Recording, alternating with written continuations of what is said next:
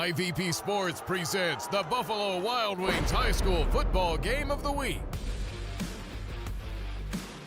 Also brought to you by Fairfield Medical Center, North Body Shop, Fairfield Federal, the Frank E. Smith Funeral Home, Pizza Cottage, the Carriage Company, Fairfield County Adam H., the Savings Bank, Sheridan Funeral Home, Personal Touch Party Rentals and Events, Buckeye Lake Marina, the Pink Cricket, Clear Sky Rehabilitation Hospital, Fairfield DD, and Buckeye Toyota.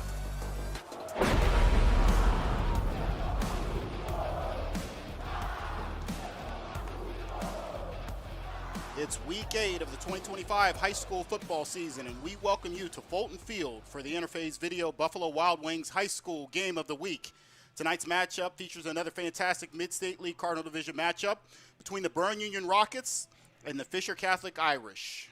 Good evening, folks. I'm Marion Royster. Here with me in the booth is Tim Shoemaker. And Tim, we're really looking forward to a good matchup tonight between two teams, and we're just about set to kick it off. So we'll remind you that tonight's kickoff is brought to you by Sheridan Funeral Home.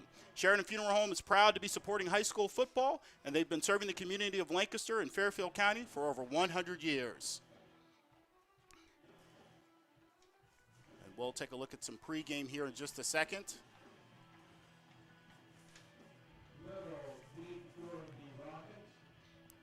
Set to kick it off for Fisher Catholic. Looks like Nick Sanford.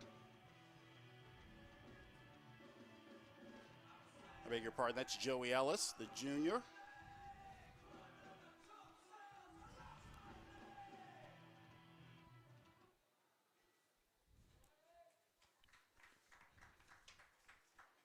As the referee sets the ball down, we'll be prepared for the kickoff here. Back deep to return for Berne Union is number 14. That's Jackson Little.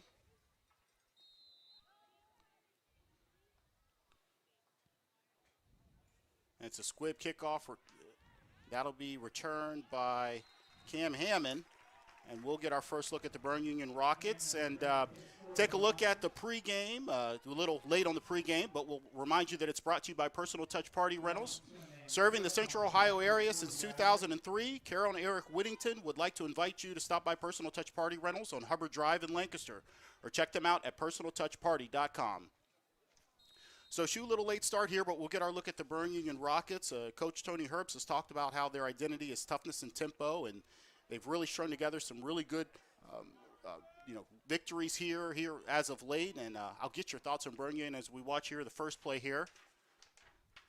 Carson Kiger, the quarterback, deep in the shotgun. He'll take the direct snap and run. He'll have a first down, quite a bit of yardage down to the 19-yard line and deep into Fisher Catholic territory already. So, Shu, we'll finally get to you.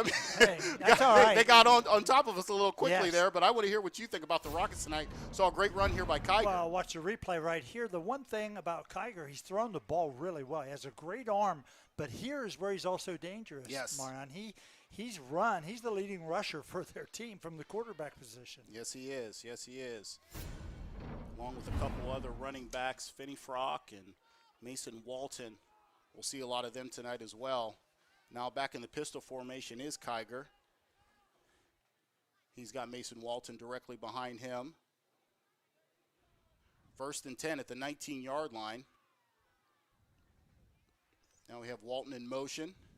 Another man in motion. Looks like it'll be a quick speed option. This time the pitch is to Ashton O'Rourke.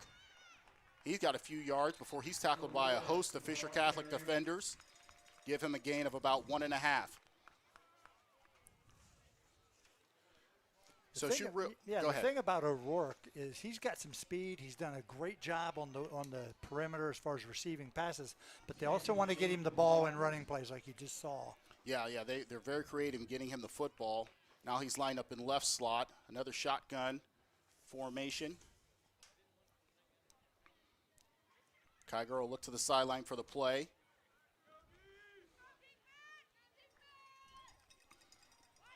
Another quick pitch. Walton's out wide. He's got an angle. And gains a few yards before he's forced out of bounds. Looks like it was Austin Brown on the tackle, forcing him out of bounds. We'll watch it again here on the replay. Yeah, there's just nobody out here, Marion. I mean, he's got a lot of room.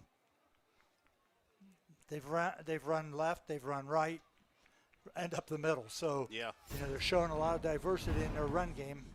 And, everybody gets concerned about the passing from Kiger and the success they've had. But bottom line is, Coach Herbst told me, he says they want to be 50-50. Mm-hmm. He said, we're much better when we are. Mm-hmm. That was a first down run there by Walton. So that'll bring up 1st and goal on the 8-yard line. This time Kiger under center gives to Walton again. He picks his way through, gains about 4 yards down inside the 5. Berne's line's very expensive, very experienced. They've had some success, but they've also had some injuries, which Coach talked about how it set them back a little bit. But he feels like people are starting to get back and get in the groove. And as we all know, how well you play at the line of scrimmage usually determines the game. Yeah. Yeah, they're going to have their hands full tonight. Fisher Catholic, of course, packs a lot of size on the offensive and defensive lines. Now it's Kiger under center. Another quick toss, and the ball's on the ground. That looks like it's recovered by Fisher Catholic. And it was recovered by Fisher Catholic. Wow. Number 50, Jude Ellie, the senior defensive lineman. And that's a huge turnover inside the red zone shoe. Yeah, and that's the problem that they've had. Watch here, just never had it, Marion. Yeah. That's the 31st turnover here. A lot of turnovers. It's tough to win when you turn the football over. Yep. Especially when you're in a position of 1st and goal. Yeah, that's a killer, especially, and you talked about, we talked about Fisher Catholic, how their, ball control running style allows them to play keep away most of the game. And they'll try that here. Give us to Tenza up the middle. Yeah, with Tenza's having a heck of a year. Yes, he is. He comes in with some really hefty stats, but the bottom line is Coach Tim has talked about how they need to develop depth at their running backs. Mm-hmm. You had an injury with Ethan O'Reilly, which hurts, but the bottom line is guys got to step up, so he has to get some other people because Sam plays both ways, offensively and defensively. Yep. Man in motion will get the ball, and that's a run over the middle. Looks like that was Hampshire. Yep. And he's really got stepped a first out. down. He's had a heck of a year. He's not big in stature, but boy, he has a big heart and really competes on both sides of the football. And I think he's an impact player. He impacts the game just like he did there on that counter run. Yep. Look at head coach Luke Temmis there. He's in his 6th season as the Fisher Catholic head coach, putting together a stellar year, perhaps one of the best years they've had in quite some time. Yes. Straight give now is to Tenza.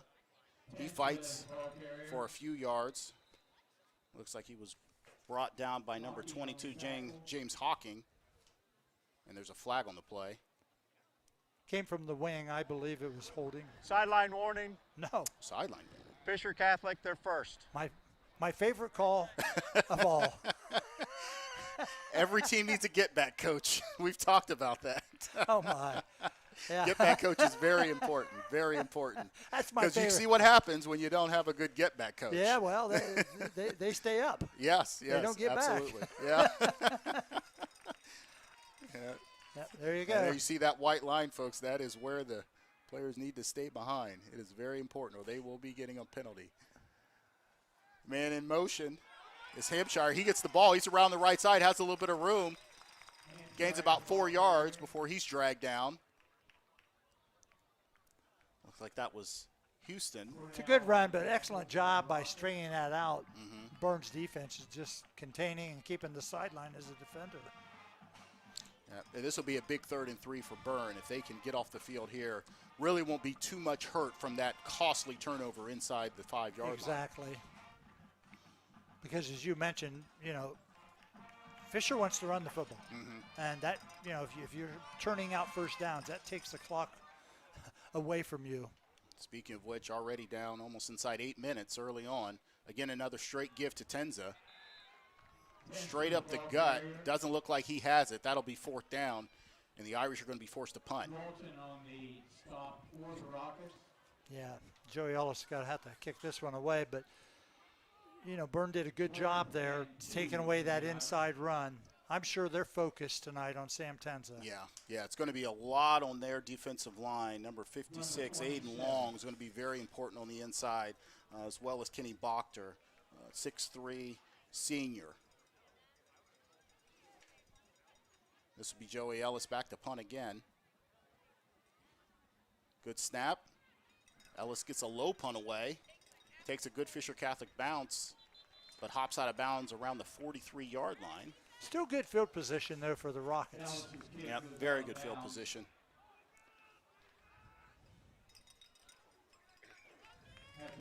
Yep. So if we have a minute here, we'll take a minute to bring you the keys of the game. We've already talked a little bit about that, but we'll remind you that tonight's keys of the game are brought to you by North Body Shop. Since 1979, Mark and the team at North Body Shop has been providing professional auto collision repairs on all makes and models. Don't think of going anywhere else to get your vehicle looking like new again. Well, the bottom line is I think what we've talked about. Fisher can run the ball, maintain the clock, keep the tempo at that. It's a big advantage. They're going to have to stop Berne eventually. Berne never hasn't thrown a pass yet, but that has been their forte here early in the season. Yep, very balanced attack behind Carson Kiger. He's been, as Shu said, the do-it-all sophomore, leading the Rockets in rushing and passing. Sends his man in motion and takes the snap. That's going to be a give to Gabe Guerrero, looks like. Left side, he'll still have breaking tackles.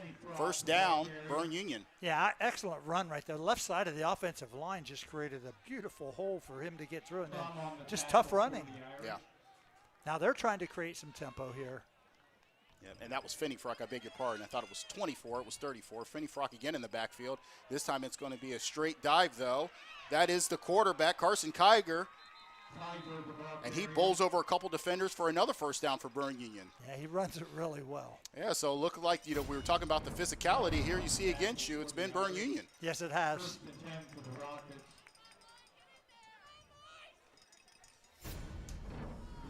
Wilkinson made the tackle there. Another shotgun, quick pitch out. This is Finney Frock. He makes a man miss and gets about 6 yards before he's taken down. Finney Frock, the ball carrier. Looks like that was Michael Zachary on the takedown. To bring up second and about 5. Yeah, Finney Frock runs hard. He does. It's been a real balanced attack. I know we covered him last year. Finney Frock did the bulk of the carries. I think it's been really nice to have Mason Walton be able to spell him and get a lot of carries as well this season. Take some of the load off. Always nice to have those two backs to attack. Pistol formation this time is Kiger. Finney Frock behind him. Man in motion. And there's a flag on the play as Kiger follows Finney Frock into the hole.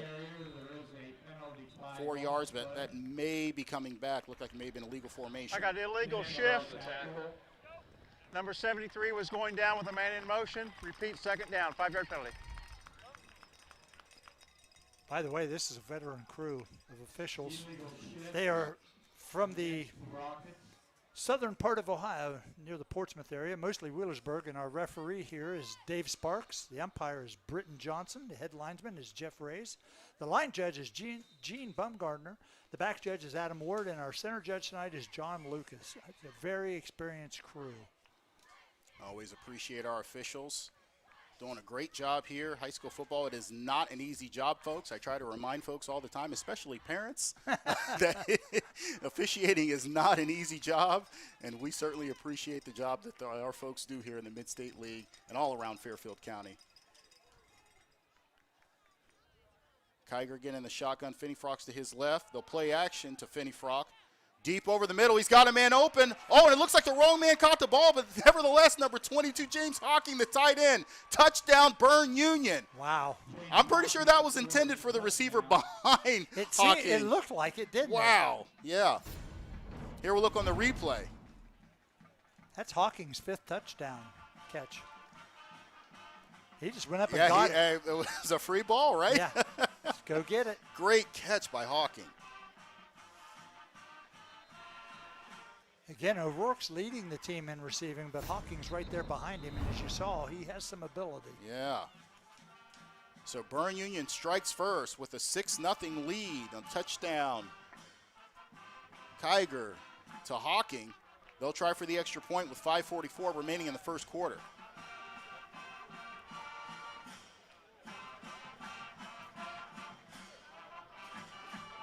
It's a big game in the league.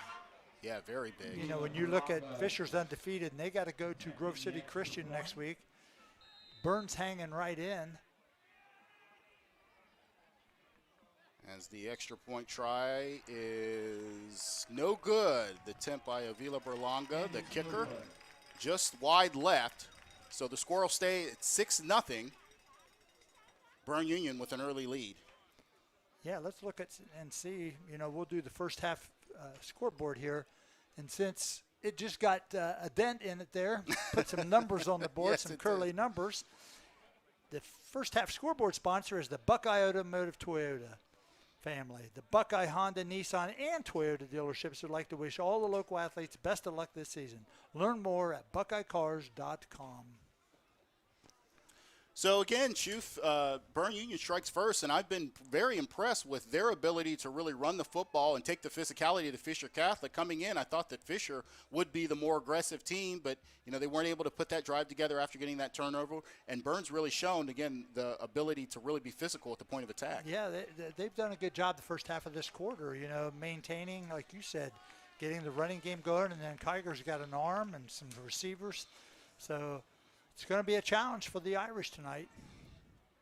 Looking at the history of this game, this is the 26th year in a row.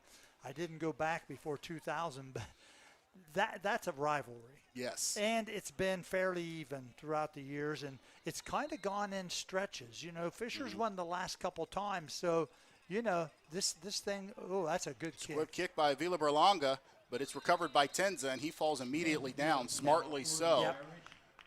It'll give Fisher Catholic the first down at the 34-yard line. So they'll take over. We'll see this offense led by sophomore James Wilkinson, and he's been a key part of the team as well. Just kind of been that steady hand. They don't throw the ball a whole lot, but Wilkinson has done a good job of really not turning the ball over, and again, just leading the team, kind of game managing, as they say. Yeah, that's the key. And he's getting a little better, but they don't have a lot of things. As you can see here, we're kind of in the wishbone. Yep, full house backfield. Means they're going to line up. Center. He'll toss it to Hampshire. Oh, took a hit. Yeah, way. Berne Union got up on him pretty early, and that's going to be a loss of about 4 yards. Well, you really, at this point, you don't have to defend the pass so much, so there's going to be a lot of people up on the line of scrimmage. Both coaches here, they coach with each other. Yes. So they know each other real well. Yeah. There's a lot of respect, but they're also going to coach the game for their team to win. Mm-hmm. So 2nd down and 14, 5 minutes and 9 seconds remaining in the first quarter. This time single back set, man in motion. Wilkinson will hand to the motion man, and he is brought down again very early by a host of defenders. Well, I tell you, Burns' defense traditionally is aggressive. Yeah. And I actually had a chance to talk to Coach Herbst about the blitzing and from different angles, different spots. They want to bring extra people. They just do not want to let the offense gain any rhythm at all, and they've done a good job here. Yeah, great penetration there. I think it was initially led by Dylan Kistler, and he is a junior. Berne playing very well at the point of attack thus far tonight. So 3rd down and 19. Quite a task for Fisher Catholic. Wilkinson will send another man in motion. This time it's a counter on the inside. No, he'll fake on the play action pass, and that's intercepted. And it could be a pick six here, Shu. Touchdown, Berne Union. That is Dylan Cornwell, the sophomore. Another big play by Berne Union. They have now taken a 12-0 lead. What a play on defense. He read this like a book. Had the inside fake. Oh, man, yes. What a break. Yeah, he did a great job. He broke on the ball and made a nice cut there to get in the end zone. He smelled the six, as I said. Yes, he did. Great job defensively. That is an excellent defensive play. Well, that's what happens when you're in, 3rd and 19 or 3rd and 20, whatever it Yeah, was. yeah. Just puts you in a difficult position. Right, yeah. Going for 2. Okay, so yeah, they'll go for 2 here. That's Kiger. They'll take it straight up the middle, and very close to it. It is good. So the 2-point conversion attempt is good by Kiger. There you see Coach Tony Herbst. He is very excited, as well he should be, as his Rockets are out to an early 14-0 lead. Wow. And Fisher has just been hit in the mouth. I don't know any other way to say it. Well, Goodness gracious. The only good news for you, if you're the Fisher sideline, is it's only early. 8 minutes in the first quarter. That's exactly right. But you got to get it together right now. You Yeah. got to change the momentum. And great job. Yeah, and we've talked about, again, Fisher has done such an amazing job this season. They've been overcoming adversity. They've really built up a lot of confidence so far this season that we've seen, and it'll take all of the confidence that they've built throughout the season to dig themselves out of the hole they're in now. But we've seen the teams in this conference, and we saw FCA and Fisher, and I think there's a lot of balance. There's a lot. Yeah. There's not a big gap between teams that might be 5-2 or 6-1. The teams that are 2-5 and 2-4, you got to come to play every week. Very important. It is. There are no days off, as they say. And Berne played some really tough teams early with a sophomore quarterback. Yeah, they did. Another quick kick, by Vila Berlanga. That's recovered by Wilkinson, the quarterback, and he took a hit as he went down, but did hang on. So that'll give Fisher Catholic great field position. You couldn't ask for anything better to try to get this momentum turned around. Yeah, watch this. For the Irish. That's good. Hits the That's turf a very first. nice. Yeah. 49. But a great job by Wilkinson to get up in the air Yeah, he and was just still get down. up. Yeah. I mean, great effort. Yeah. Benny Frock had a bead on that one, but couldn't get there quite in time. All right, now it's going to be interesting to see how they handle the pressure defense, because Berne is going to bring people. Yeah, they have been. They've always done that, been aggressive. Midfield for the Irish. First down. Now we've got a quarterback change. And that gives us to Tenza. Tenza makes a move. Gains about 6 yards after taking the handoff from Jacob Welsh, who, Coach, excuse me. Goodness. Yeah, Jacob, when he comes in, he's going to be part of the running game.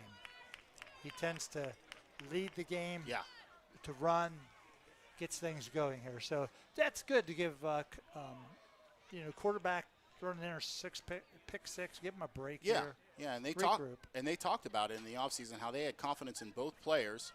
This time, Welsh will hand to Tenza, who makes a man miss in the backfield and gets another 3 or 4 yards. Very close to a first down for the Irish. Listen, one of the strengths of Fisher Catholic is the offensive line. It's been great all year, but the bottom line is Berne's going to send so many people that they're going to have to make them think, who do I block? Yeah. What angle do I need? And it's not been easy for Tenza already. Right. And with a lot of misdirection that the Fisher Catholic offense is predicated on, can be susceptible to pressure, even with this large offensive line that the Irish boast. This time it's a dive straight up the middle. You got the first down. I think that was Tenza on the carry. I think you're right. He does have a first down. Well, maybe not. it's close. They haven't moved the chains yet, so it's close. Maybe they'll do a measurement. Officials calling for time. We're going to do a rarity here. Yeah. We don't see too many measurements anymore. Hasn't the NFL done away with them? They have. Everything's electronic. It's So like laser, welcome isn't to it? 2025. They use a laser, and now it is a first down. Okay. Yep. No laser needed. Officials liked where the spot was, and they felt comfortable to go ahead and mark a first down.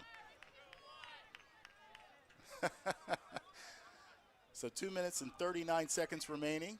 Give us to Tenza. He'll try the left side and shift his way for about an 8-yard gain. Yeah, that's really a nice job there. The bottom line is, and I'm sure the Fisher Catholic coaching staff will figure out, you're not going to be able to do anything that takes time to develop. That was a quick hitter there. Yes. Get the hole, get through it, and you got to keep it simple. Watch this right here. Watch good blocking. Yep, straight ahead. Yeah, exactly. Another straight give to Tenza. He makes a quick cut to the left, but doesn't escape Dylan Finneyfrock, who gets a tackle for loss. Big tackle there will bring up third down and about 5 for the Irish. Yeah, Finneyfrock's active as a linebacker. He is. Did a nice job of getting penetration there, and that was nice of Tenza to make an initial cut from the start, but just didn't have the opportunity to really get going and have any kind of momentum. So 3rd and 5. Welsh still at quarterback. Tenza lined up to his right. Man in motion is Hampshire. They'll fake the dive to Hampshire, and Welsh will run up the middle. Yeah, that's a He'll fall interesting forward. little play there. Yeah, fall forward for another very close to first down yardage. Just a yard short, maybe. Or not. It's a nice run by Welsh. He Yeah. really has that He explosiveness. does. Yeah, a different dynamic that he brings to the ball game when he's at quarterback. Well, how about too? He's not real big in stature, so he's got to be hard to find. Yes, And shifty. he made a great fake. When you have good ball handling and quickness like you talk about, back to the wishbone. Big 4th down here. Uh-oh. That may be stonewalled as Tenza was immediately hit as he took the handoff. he did not He get did it. not have any momentum, and he did not get that first down. Wow, another huge play for the Berne Union Rocket defense. Look, Yep. as we see on the replay. A host of players there doing the job. Wow. 1st and 10 for the Rockets. That was a fantastic play, and again, great replay work. We'll take a minute as we shift sides to remind you that tonight's replays are brought to you by the Pink Cricket Restaurant, where strangers don't remain strangers for long, and the company is always welcome. Come join our friends and family at the one and only Pink Cricket Restaurant, doing it great since 1938. Well, this is a big series for the Fisher defense. Yeah, it really is. They have been driven both times, and obviously Berne turned it over the first time, but here you go. Kiger in the shotgun. Looks like he was going to think about that pitch or fake it. He tried the right side, did not get much. Looks like he may have even lost a yard or two. Well, Give him a yard. It's the time of year, week 8, where sophomores don't look like sophomores anymore, and I That's think exactly that's what's right. gone with him. He started to read the field a little better, make decisions a little more quickly, and I just think he's just gotten better. I mean, Berne's 4-3, and 2 of those losses were 2 pretty good teams. Yes. I tell you, Grove City Christian has a nice team, and so does Worthington Christian. And as both teams will allow the clock to tick down now under 5 seconds, as we'll see the first quarter come to an end with an excellent fast start by Berne Union as they lead the Fisher Catholic Irish, the home Fisher Catholic Irish, 14-0 into the first quarter at the Buffalo Wild Wings High School Game of the Week. And let's say thank you to the Savings Bank. Founded in 1912, the Savings Bank prides itself on providing an exceptional banking experience while passionately investing in the communities it serves. Let the Savings Bank help your business with the latest in banking tech, delivered with the hands-on support expected from a true community bank. From mobile solutions to products that help keep your finances secure, their Smart Business Suite offers convenience and peace of mind. Learn more online at thesavingsbankohio.bank, member FDIC. And Shu, you were talking about, Berne Union, how they've, kind of stubbed their toe earlier in the season. Why don't we take a look at what they've done throughout the season, their schedule thus far, how they've been able to really get things going here. Well, like I said, with the sophomore quarterback developing, they had to play a good Trimble team down there. It's always tough down there. Then they had some success, but they ran into 2 really powerful offense teams, Worthington Christian and Grove City. You can see the points that the Berne defense gave up. Yeah. Those are good teams. So they're back in the hunt here tonight. And Kiger this time will try a deep ball. Looks like there's a man. He was covered. Had an Pass- opportunity. Yeah, pass was intended for, looks like, James Hawking, who caught the earlier touchdown. Yeah. We'll watch it here on the replay. Yeah, there's a good ball. Look at this. Actually, it was right on his hands. My goodness, yep. Very close to another big play for Berne Union. But at the same time, pretty good coverage by Fisher Absolutely. Catholic. Looked like it was Joey Ellis there on the coverage, and he was with him step for step. But an excellent throw, almost a conversion there by Hawking. Now we got 3rd and 9. They'd had a lot of success running the football. Yeah.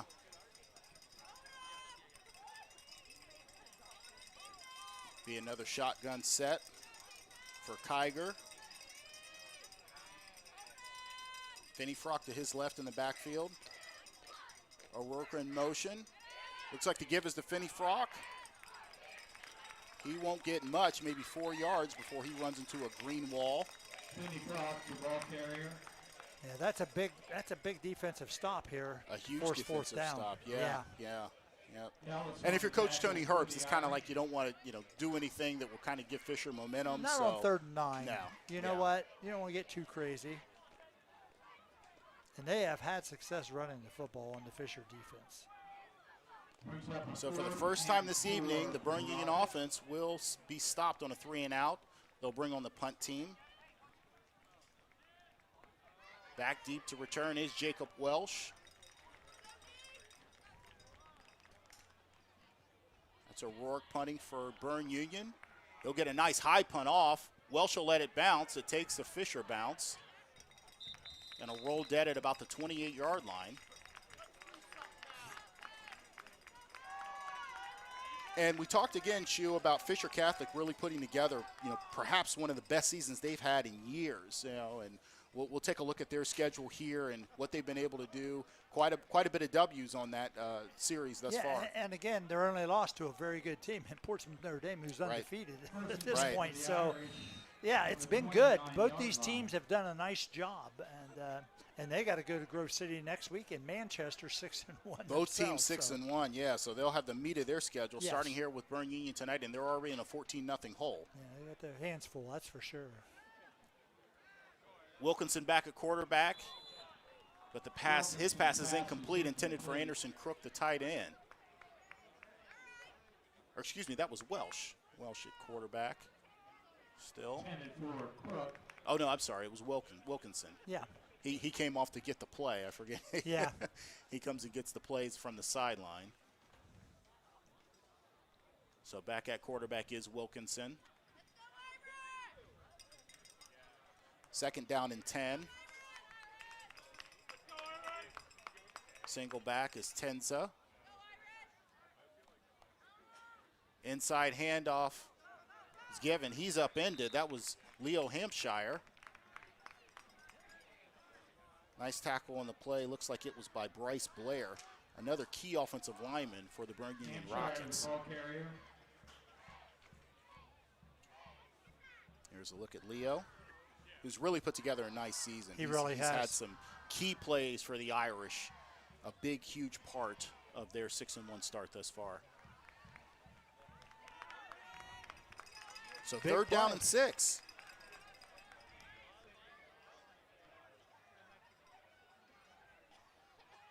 This time Wilkinson in the shotgun.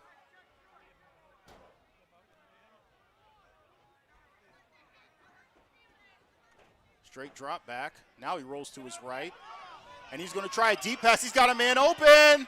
And it's caught. Forced out of bounds. That's Damian Nella. The junior 6'3" wide receiver makes a huge play. The biggest play for the Irish tonight. 1st down Irish. Yeah, I think just some coverage. He got a little confused in the defensive coverage, Marion. And he had quite a bit of time back there. Yes, he did. But yeah, it was Well, what I like what the receiver did. The number one most important thing is catch the football. catch the football. Yes. You've been there. And sometimes that's hard to do when It you're just is. waiting for it to come No. down, right? Yeah. You're all by yourself behind the defense. Just wait, like, ball, get here, get here. Welsh is in motion, but the give is to Tenza. He breaks a tackle and falls forward for another 2 or 3 yards. Nice tough run there by Sam Tenza. It is. He's good. They're going to make him earn the yards. I mean, the number one thing when I asked Coach Herbst, what's the key? What for you guys? What's the biggest key? And he says we must stop Tenza from gaining a lot of yards. Well, they have thus far. Yes. That was a run. It gave him about 3 after he was brought down by Bryce Blair once again for Berne Union. 2nd and 7. 9 minutes and 20 seconds remaining in the second quarter. Berne Union still with a 14-0 lead. Tenza this time's in motion. Play action pass. Wilkinson will toss it out to Welsh. Nice spin move. He's still on his feet, and forced out of bounds. Very close to a 1st down. Tough cookie. Did a Tough good job. running there by Welsh. Yeah. We'll see it again on here on the replay. But He I broke like about this 2 or 3 here. tackles. You know why, Marion? It's a simple play. Good blocking downfield. Nice But I spin. like it's just a simple completion play. You don't have to make a lot of decisions. Just get the ball out on the wing. Now you've got the first goal at the 10. So 9. you're probably looking at 4 downs here. Yep, 4 down territory. We would think so with a 14-0 deficit for the Irish. Wilkinson again in the shotgun with Tenza to his left. He'll take the snap, look quickly to his right. He'll complete that pass to Blake Warrer. Wilkinson's pass is complete to Warrior. But there's an injured Rocket down, and that's Wins James block Hawking, on the stop. who's had a big game already, an early touchdown catch for the Rockets, and that will be a tough loss if Don't like he seeing is that. injured. Yeah, don't like seeing that. He's holding that right arm pretty. Looks like he's in pain.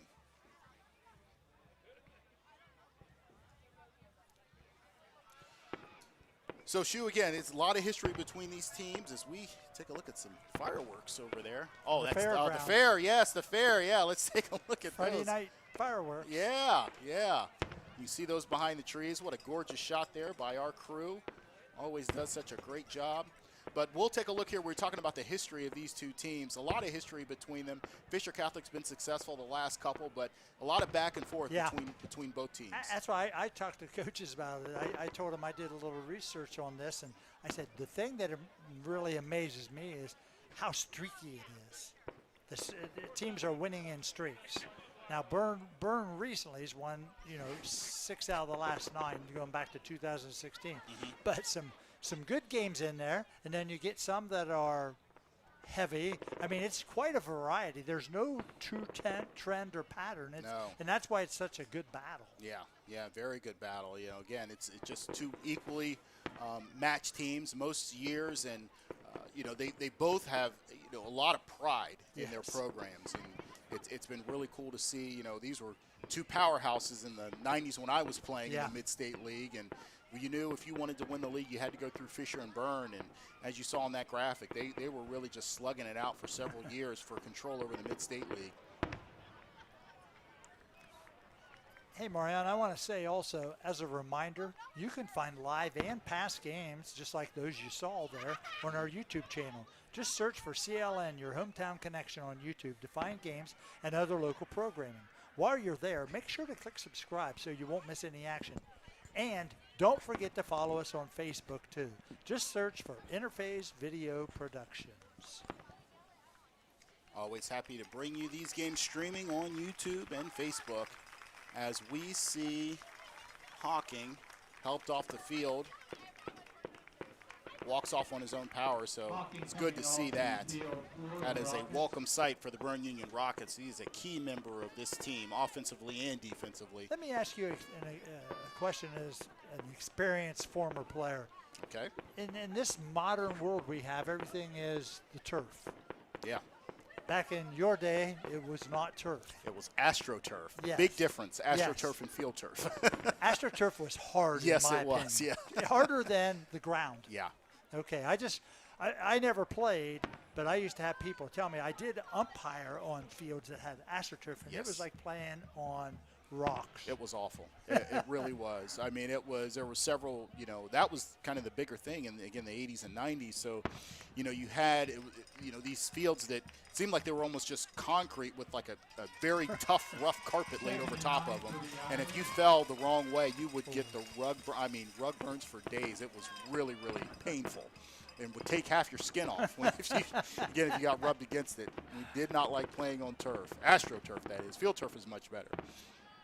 So 2nd and goal here. Wilkinson's got a man open, and that's going to be a touchdown. Huge touchdown for the Irish. Joey Ellis, who's already made some great plays on defense, and he has a huge catch there to give the Fisher Catholic Irish their first great call. touchdown. Watch the end receiver clear. He hooks and turns back, and he's got an empty area to get to the end zone. That's a great call. Yep. Nice play setup. Perfectly designed combination route. Those are huge. You have one receiver that a lot of times you're not going to get the ball, but that's okay, because it's your job to clear the zone. Exactly, yeah. Called influence the defense. That's exactly right. Look at the Fisher Catholic fans. They're excited to get on the scoreboard tonight for the first time. And Ellis, the man who just caught the touchdown, will try the extra point. It is good. Hey, we got us a game again. Yeah, we do. So with 8:53 in the second quarter, Fisher Catholic strikes back to have the score Berne Union 14-7. Berne Union 14, Fisher Catholic 7. And fireworks continue to go off at the fair. Yeah. Yeah, this is the last fair in Ohio. Yeah. It's the 175th fair at the Fairfield County Fairgrounds. Wow. How about that? Wow. That is something else. 1850 was Yeah. the first fair. That's amazing, isn't it? That is amazing. That is very amazing and still very popular and well attended. And it's different. Now, I'm not going to, I mean, every county that I'm aware of has them, at least surrounding counties. Right. But there's nothing quite like this one. They have harness racing going on. They have all the animals, all the agricultural stuff, along with the stuff that's fun for the kids, the games, the rides. It's a pretty impressive show. So if you ever want to catch a fun thing in late fall here in October, usually the second week of October is the Fairfield County Fair. Yeah, I can attest to that. As a kid growing up in Licking County, we were well aware of the Fairfield County Fair and still came over to, just kind of have a good time and check things out. That's great. Yeah. Good times, good times. So again, 14-7 as Fisher Catholic will set to kick off. Again, Joey Ellis will kick off for the Irish. O'Rourke is back deep for the Rockets, but it will not make it to him, and it'll go straight out of bounds. So another opportunity for really good field position for the Rockets as they'll take the field and try to extend their lead more than they already have now. Dead ball, free kick out of bounds. Fisher Catholic.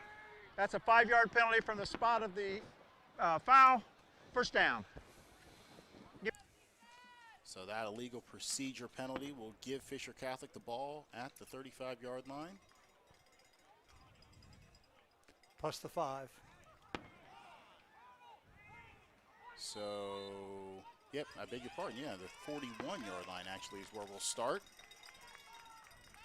Kiger will fake the handoff and throw it out wide, but the pass is dropped. Intended for Dylan Cornwell. Pass to Cornell is incomplete. And that was a forward pass. Looked like it could have been close to being a backwards pass, but it wasn't. Bring up second down and 10 for the Rockets. Look here on the replay.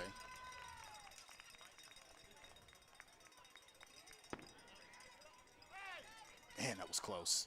That was really close. That was real close. I mean, I guess it went out of bounds either way, so the difference is maybe about 4 or 5 yards, but very close to a backwards lateral.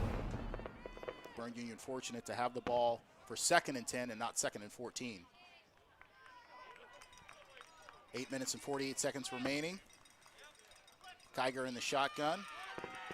He'll run over to the right side and bounce it. Break a tackle and drag another defender out of bounds. Strong run there by Kiger. Very strong run.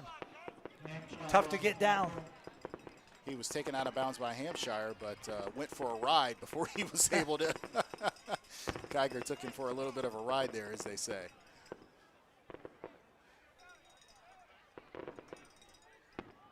But there is a flag on the play. Penalty flag on the play. See what that call is here. 5-yard face mask on the offense. That's a 5-yard penalty from the spot of the foul. Repeat 1. Yeah, so the rare offensive face mask. Correct. You don't Second see down. Don't see that Not very that often. much. No. We'll try to see it on the replay here. As Kiger bounces the ball outside. Right there. And that was a huge stiff arm. I think Kiger who delivered the blows here. Yeah, yeah. I mean, Jude Klum goes about 5'11", 237. So the fact that Kiger was able to put him on the ground and keep going was pretty impressive. So straight back, drop back this time by Kiger. He'll try over the middle. Pass is just wide. Intended for Cam Hammond, the freshman. As we see the fireworks that just finished up, or I guess the smoke remains from the fireworks, as I'm sure you heard them on your broadcast there. Just outside the reach of his receiver as Kiger tried to pass over the middle. So it'll be 3rd and long for the Rockets at their 36-yard line.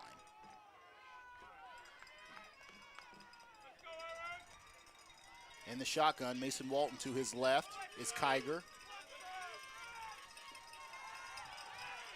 Carson Kiger looking, is now pressured and brought down for a sack. Huge Huge sack. That is Nick Harris, the junior. Yeah, watch Huge here. sack. Actually, not bad protection. Oh, wow. That was excellent arm work there by Nick Harris. Perfect rip move, beat the offensive lineman, and got in for the sack.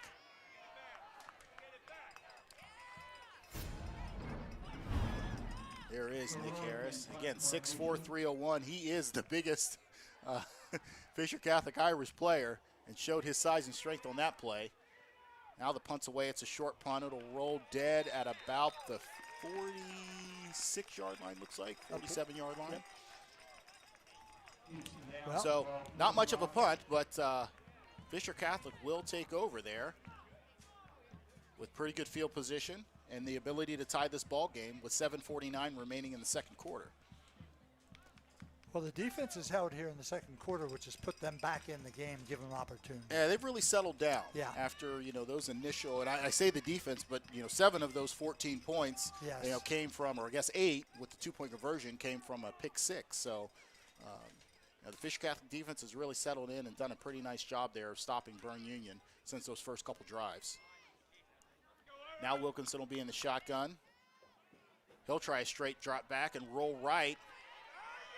Tries to find a receiver, and he'll slide down close to a late hit, but there will be no flag. Obviously, the Fisher Catholic sideline wasn't happy about that. We'll see it again on the replay.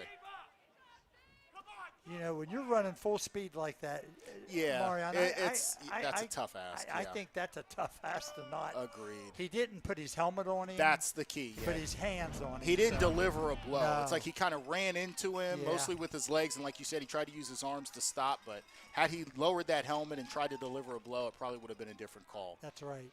So about a 1-yard gain there by Wilkinson. He'll have another straight drop back in the shotgun. Now he's looking deep. Tries over the middle, and the pass is complete. Number 12, Damian Nella, once again, has a first down for the Fisher Catholic Irish. What's interesting, he's not staying in the pocket real long. As soon as he feels the pressure, he's getting out. Now he's got a good view of the field. Yep. And really under control. His feet are nice and calm, takes his time, looks downfield, able to find an open receiver, and again gives the receivers they're doing well of working with him on a scramble drill to try to get open. Fairfield Union, their first charge timeout. So I think that's Berne Union's timeout. Yes. With 7:32 remaining as we take a look at we'll take a look at the replay here. Yeah, watch. The rush is all inside. So now he gets out. There's no contain. Boy, that's risky throwing over the middle like that, but you know what? Yeah. He put something on it and got it there. Yep. Nella knew where to just settle in that zone just to get open and got a first down there.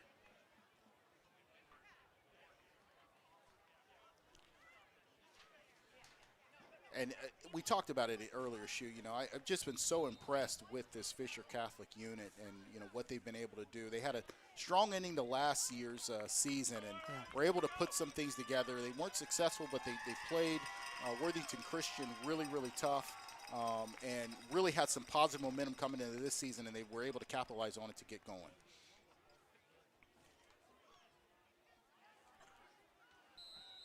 So back to live action play. Quick snap here.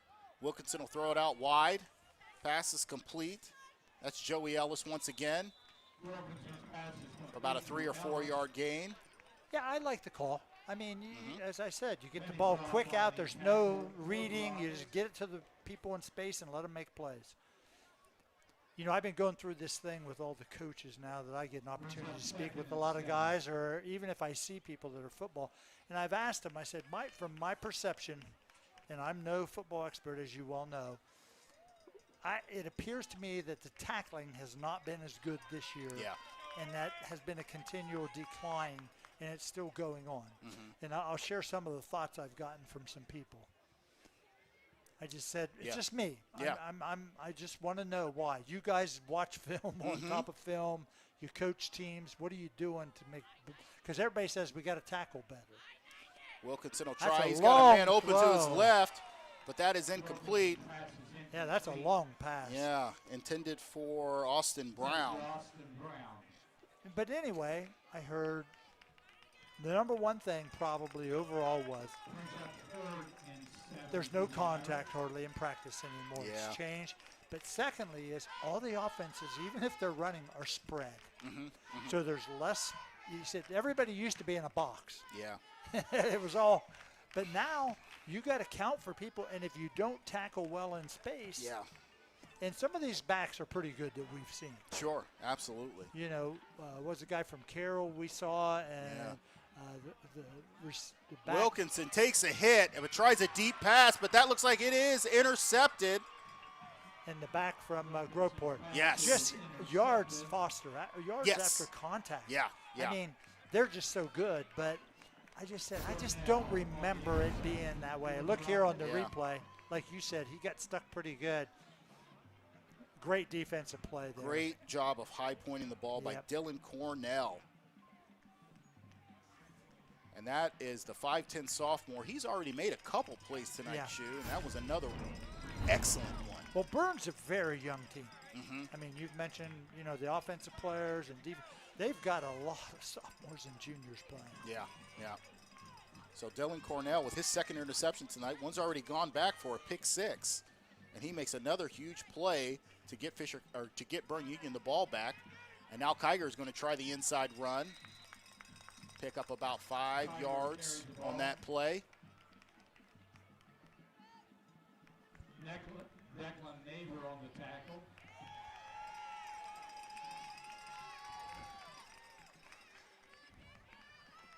.605 remaining in the second quarter. And again, that is Kiger. He's stood up at the line of scrimmage and pushed back. And as we're watching the Irish, we have a special viewer from Ireland tuning into tonight's game. We want to say hello to all of those who are watching everywhere as a huge play as Berne tries to go hurry up. But a huge play there on that. Looks like it was Caden Delabar. Yeah, Jude Clem came and really put the hammer on. That was Clem, excuse me. Yeah, thanks, 73. Good correction. Yeah. Make sure Jude gets credit for that. That was an excellent play. We'll bring up 4th down and 6. Again, Berne has not been able to get anything offensively in rhythm. Like they started the game great. Yeah, First just 2 possessions. chunk yardage initially. Chunks of yardage. And they have not been able to put that together since. So O'Rourke back to punt once again. High snap, but he pulls it down, gets it away. Nice high punt, but Welsh will let it bounce. And it will take a Berne Union bounce right to about midfield. And that's where Fisher will take back over, still trailing 14-7 with 4 minutes and 44 seconds remaining in the second quarter. We have so many people that can help contribute and make this better for us. I want to thank the coaches, both of them, taking time this week. Busy schedules. As educators, coaches, they take time and are very transparent and open. I also want to thank Ron Wintermute for getting us the officials. Yeah. That's important that we mention those people. You already spoke about how important they are to the games and what we have. And this is an experienced crew from down on the river. So I appreciate the people that help us make our broadcast even that much better. Yeah, I echo Shu's sentiments exactly about the coaches. That I'm not the one doing the talking to the coaches during the week. That's Shu, but the information is every bit as valuable to all the members of our staff, particularly those of us on the air talking about these teams. So we appreciate it. Live action here. Wilkinson's got a man open, but he sails it long for Tenza. He was open for just a second, but the pass sailed out of bounds, incomplete. 2nd and 10. You can see he's not quite accurate yet. I mean, he's getting there. He's seeing it. Particularly with the pressure. Yeah. That makes it the next tougher. thing is to be accurate and have touch. I know Coach Herbst talked about Kiger. He says he's got a really big arm, does a great job, but he said he's still learning touch and how you got to put it there so the receiver can actually catch it. Yeah, both quarterbacks sophomores. Yes. So bright future ahead for both of these teams with leadership here with a couple years of eligibility remaining. And it will be Wilkinson again. This time he's got a man open on the right side of the field. That's Ellis once again, but there's a flag on the play. And the way the Berne Union defender is complaining, that might be against the Rockets. Yeah, definitely the flag on the tackle, so it's probably going to be a defensive foul. Personal foul, face mask, number 15. Additional 15-yard penalty results in a first down. You had it right, Shu. That is a face mask penalty, and that'll give another 15 yards. Tack it on as we watch the replay. Here comes the pressure, but he stayed right in there. He did. And actually threw a pretty good ball.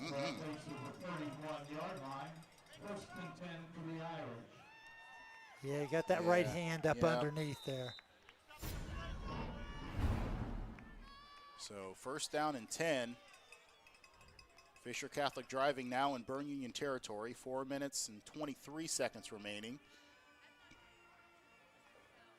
Wilkinson will look to his right again. He'll pump, but he's under pressure. Gets away from the first offender, but won't escape the second two. Yeah. Sack, Berne Union.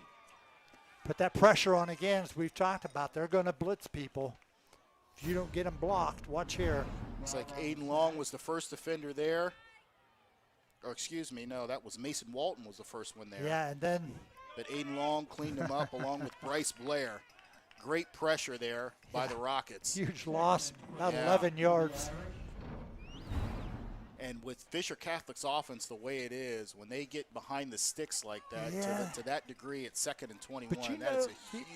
It is. It takes the run pretty much out of it, per se. But you know they've been going to the pass these last two possessions, more than what I thought we might see. Here's pressure. Here's again. a pass again. Wilkinson escapes this time. He's got a man open, and escapes out of bounds is Blake Warrer, and that'll get a good chunk of it back. And give them at least a reasonable shot at third down as we watch the replay. I mean, I like this again. Like I said, he gets out where he can see it. He can find the receivers. They got to find location to be open and get along that sideline.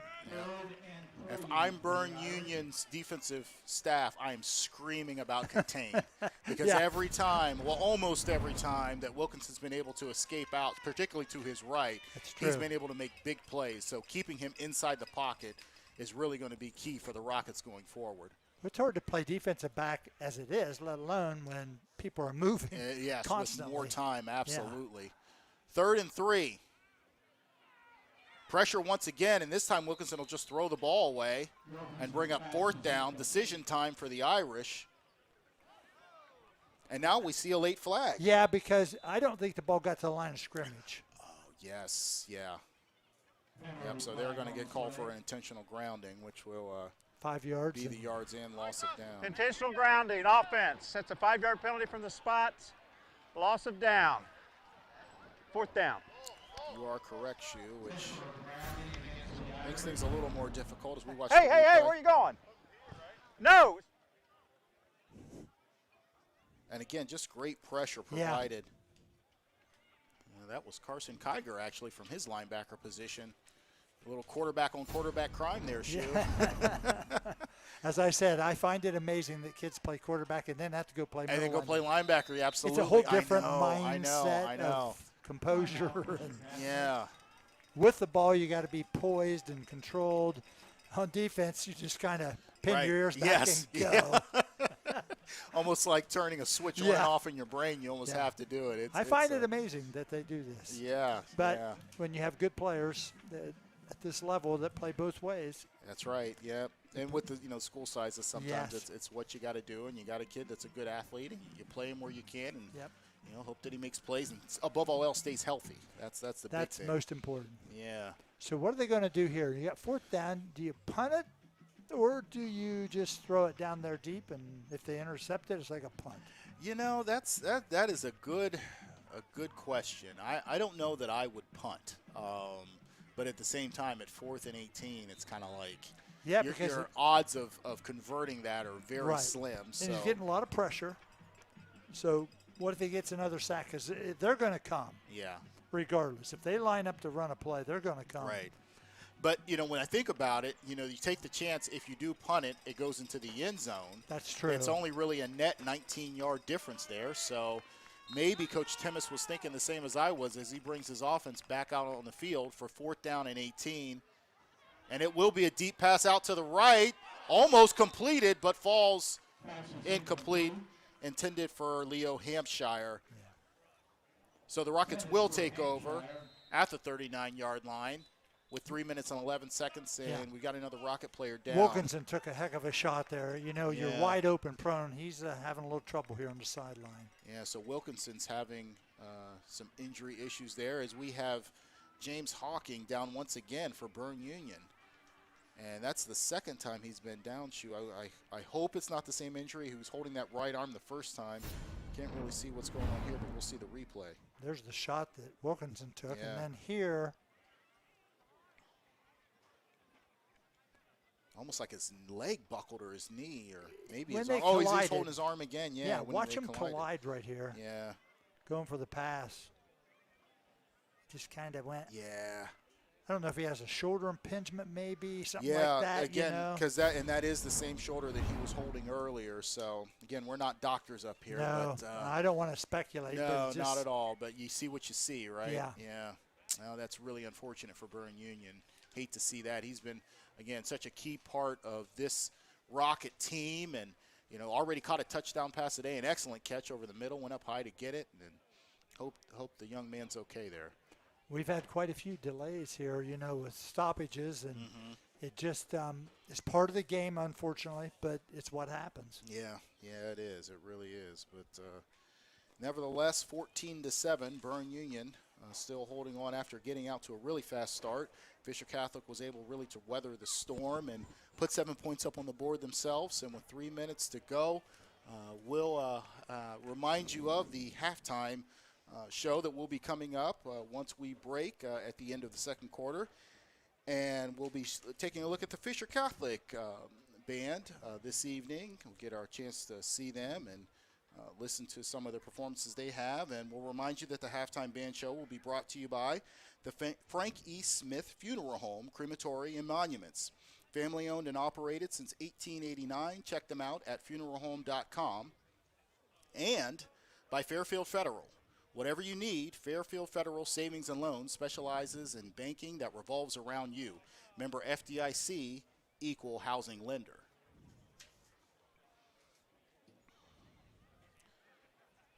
Yeah, it's So- not good when down this long. Yeah, it really isn't. And Shu, you talked about these two coaches that are very familiar with one another. You have Coach Herbst who was working, part of the Fisher Catholic staff for some time, and now they, have seen each other quite some time. What do you kind of gather when you have two teams, and particularly two coaches that are as familiar with each other as these two are?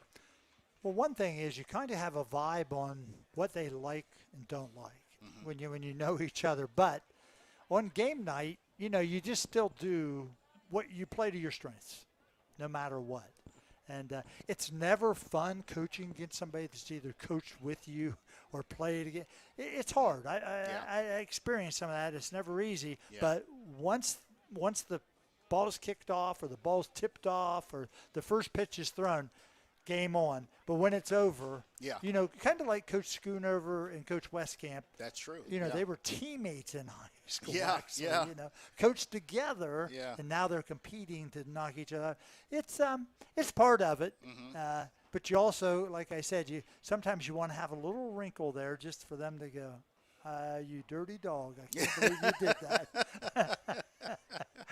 Yeah, it is something. And I got to think, it's, when you have someone that knows you so well and the tendencies and things like that, it's kind of like you're always trying to find a wrinkle. What can I go to that they won't be expecting or can kind of give us a slight edge or the upper hand? Because, again, it's kind of like, teams that are so familiar. It's like I know what you're going to do before you even call it and vice versa.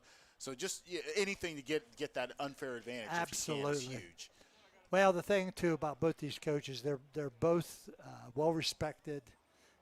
They both do an excellent job, in my opinion, of coaching the kids, personnel, and they're also coaching them for the right reasons. Getting kids to be better people, understanding and dealing with a lot of things in athletics because, as you well know, it's not always going to go how you want it to go. That's exactly and right. You have to learn. That's kind of a life skill. It's the beauty and the fun of the whole thing, though. Right. Is that each week the past week doesn't matter. Mm-hmm. It's what you do this week that matters. And like I said, I really enjoy it and the opportunity to get to speak with the people. Keeps me involved in the game. And as I tell people, me wearing a headset, I'm undefeated in the press box. So, never coached it down, Right. but I'm undefeated. Undefeated. I've got the answers. So, but I get educated. Yes. Those guys have educated me. Mm-hmm. But I ask questions. I want to know.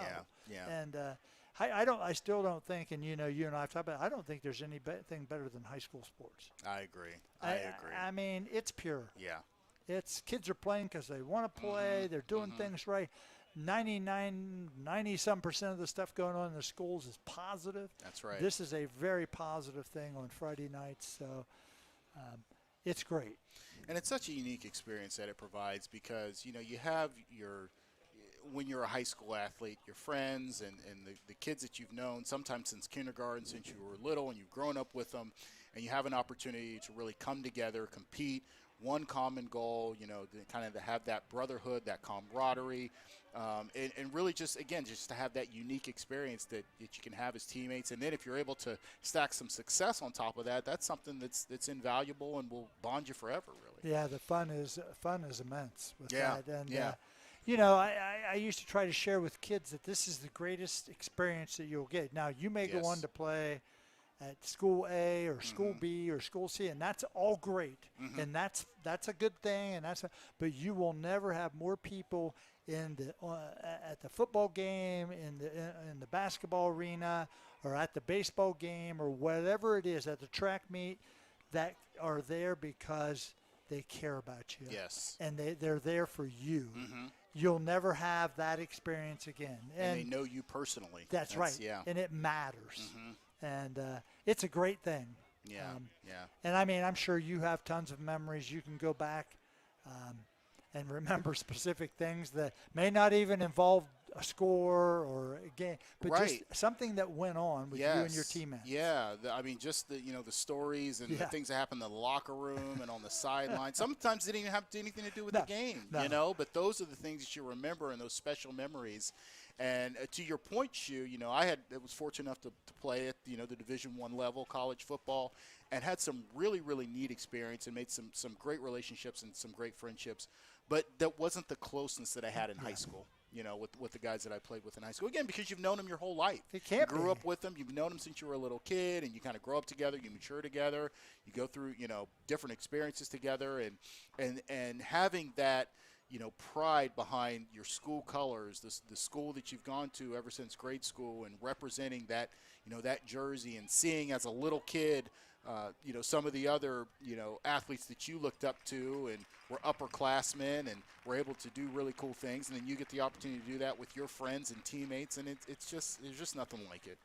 Nothing like it. That's what makes it so good. Yeah. And the fact that it really is a positive thing. Now, the outcome isn't always, people don't always feel good, but all honesty, I've heard all year long, it's really about the process. Yeah. You want the end result. Nobody doesn't compete to win. I used to say I never coached a player that didn't want to win. Yeah. Now, they may not be able to or don't know the things you need to do to help you do that, but I never coached a player in 30-plus years that didn't want to win. Yeah. James Hawking able to walk off under his own power. That was a good sign. Wow. Now it's a quick pitch there. That's out to O'Rourke. Yeah, he bobbled that on that. He did on the push pass there. Yeah. Yeah. But able to reel it in and get a 5-yard gain with now under 3 minutes remaining in the second quarter. What some people don't understand on that play, that's a forward pass. Yes. That's passing yardage, Right. not running yardage. As you said, a push pass, but as long as it's a forward pass, because had he dropped it, it would have been incomplete. So 2nd down and 5. Marion Royster, Tim Shoemaker here with the game tonight. And that run is going to be stopped early. Brought down by, looks like it was Delabar.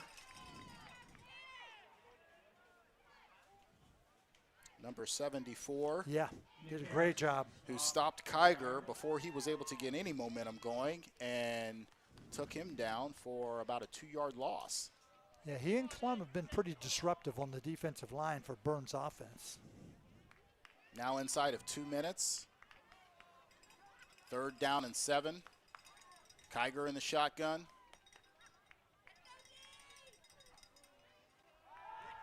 He'll take a straight drop back snap and complete to the right side. That's Finney Frock. Very close to a first down, but pushed backward just at the sticks. I think he's got a good spot. We'll see where they spot that football. Yeah, I thought he got a good spot from the head linesman over there. And this is something that looks like they'll take a second look at. And now they will move the sticks and call it a first down. Yeah, we're pretty much right on line here. Yeah.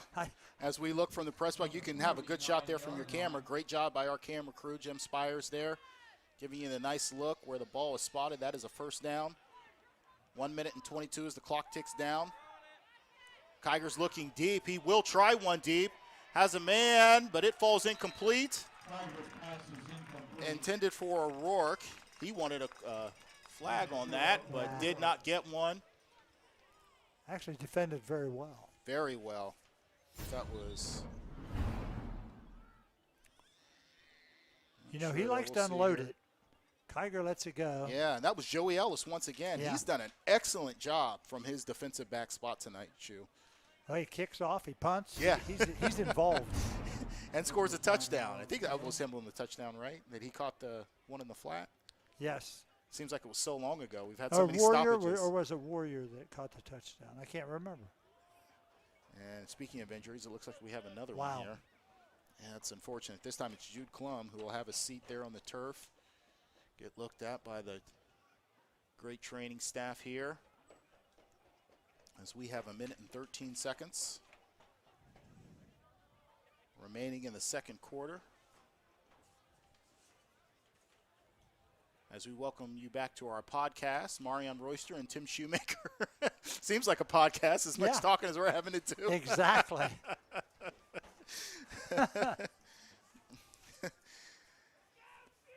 Yeah, so, Shu, you know, we'll have next week coming up the Amanda Clear Creek Aces against the Fairfield Union Falcons. It'll be our first look at Amanda Clear Creek for the season. That'll be next week's Buffalo Wild Wings game of the week. And, Shu, what do you think about these two teams, the matchup that we'll see? Anytime, as I say, East Fairfield County plays West Fairfield County, it becomes a head knocker. Absolutely. It does. It'll be a fun game. Yeah, yeah. And that will be at Baltimore. So, you mean? Or I'm sorry, yeah. I'm thinking of Liberty Union. Yeah. Not Fair, I'm sorry. No, yeah. Fairfield's out in Rushville. Yeah, wrong Union. Yeah. But, well, we have Berne tonight. Yeah. Minute and 13 remaining, 2nd and 10.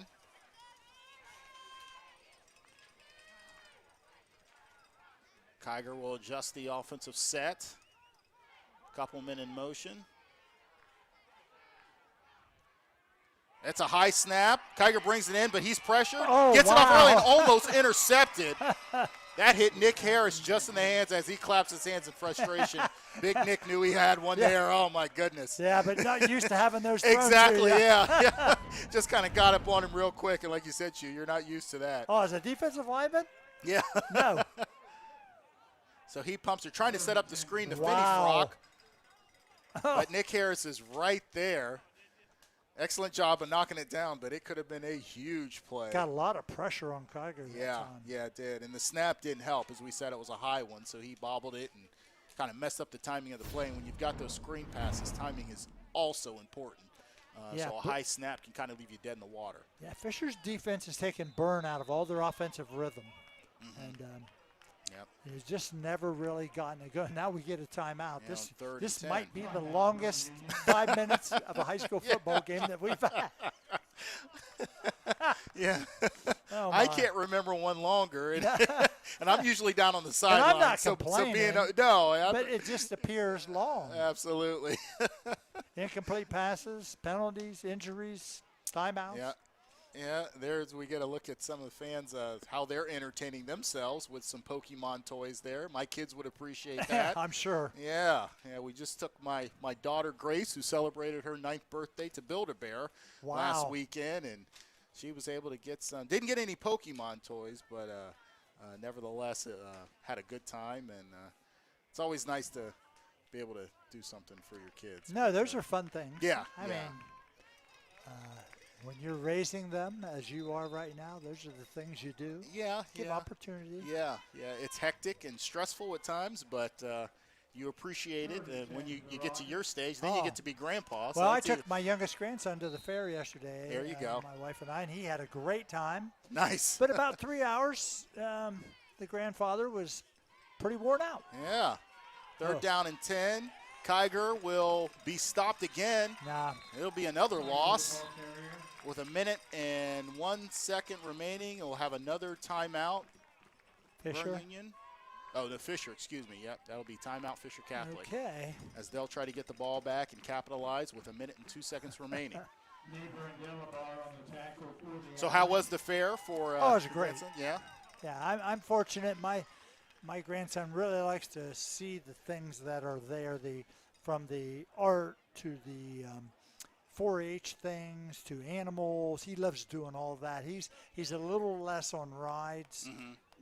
I bet if he was with his friends and stuff, but he didn't want me, and I probably wasn't going to go. Right. But it was a great day. We had a wonderful day. The weather was nice. That's great. We got to sit, and, have something good to eat from the fair. Uh-huh.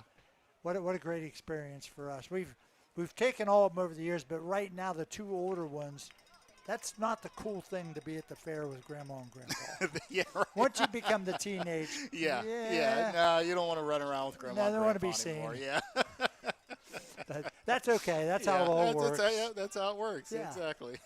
Good that you recognize that and just kind Oh. of let them do their thing. Huh? Absolutely. So 4th down and 10. O'Rourke back to punt again. He'll take the snap and get it away. Welsh back to receive. He will let it bounce again. It takes an excellent bounce for Berne Union and is downed at the 1 yard line, perhaps? Wow. Yes. So excellent job with punt coverage there for Berne Union.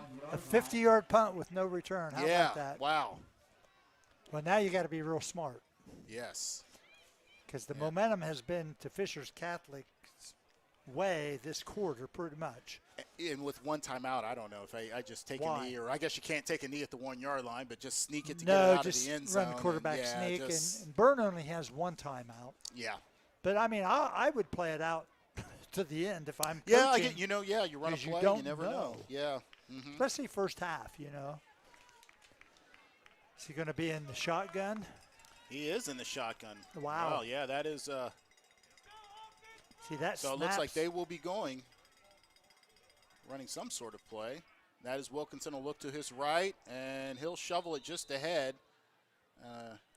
Wow. Looks like the pass was intended for He- Nella, Now he's limping. but Yeah, he's coming out. I think now they Yeah, just run yeah, the yeah, yeah. football. Bring in. oh, actually now he's running back in. Oh, okay. Well, I thought maybe he was coming out. Like you said, he comes and gets the Yeah. call. brings up 2nd and 10. Boy, I don't know about that. Yeah. But as I said, I'm the perfect play caller from the booth. Right. So now we see more full house backfield. Yeah, and that'll be a straight dive up the middle. Tends to fight hard for a few extra yards Hensley, the ball carrier. Yeah, that's as we tick under now almost 35 seconds remaining in the second quarter. That may be our last play of the quarter. yeah. We don't have play clocks on, Yeah. so Not I sure would when say they start pretty it. much it. Looks like Wilkinson will bring another play in. Yeah, you don't want to get 4th down here because Berne will then call timeout, and That's you'll right. probably have to yeah, punt it. yeah, you're right. You're right, Chu. You just want to let this run out. I don't know how much They time. are quick to the line. The official has not put his hand up, the back judge. They're They're running going it. to run a play. It's an inside handoff to Hampshire. Hampshire's got a little bit of room, makes That's, a move, and he does have a first down. So, but yet time has expired. So that'll do it for the first half. So again, that'll take us to halftime with the Berne Union Rockets leading the Fisher Catholic Irish 14-7. Stay tuned for the halftime band show featuring the Fisher Catholic Band. We'll be back with you after a while.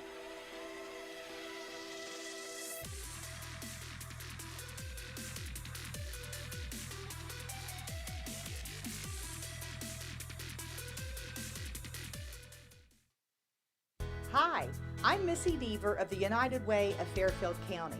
At the United Way, our vision is to see that every individual in Fairfield County has access to the services and resources needed to live a successful and fulfilling life. This month, we're excited to be chosen by the Buckeye Family's Buckeye Cares program. That means they'll make a donation with each car sold this month. Thank you, Buckeye Family, for supporting us at the United Way of Fairfield County. At Fairfield Federal, we believe true prosperity is shared. For 130 years, Fairfield Federal has invested in the community that built us. From supporting businesses that employ our neighbors, empowering the initiatives that strengthen our community, and serving generations of families, Fairfield Federal is proud to share this milestone of progress with our hometown. Fairfield Federal is your place for checking, savings, and home loans. Member FDIC, Equal Housing Lender, NMLS number 402612.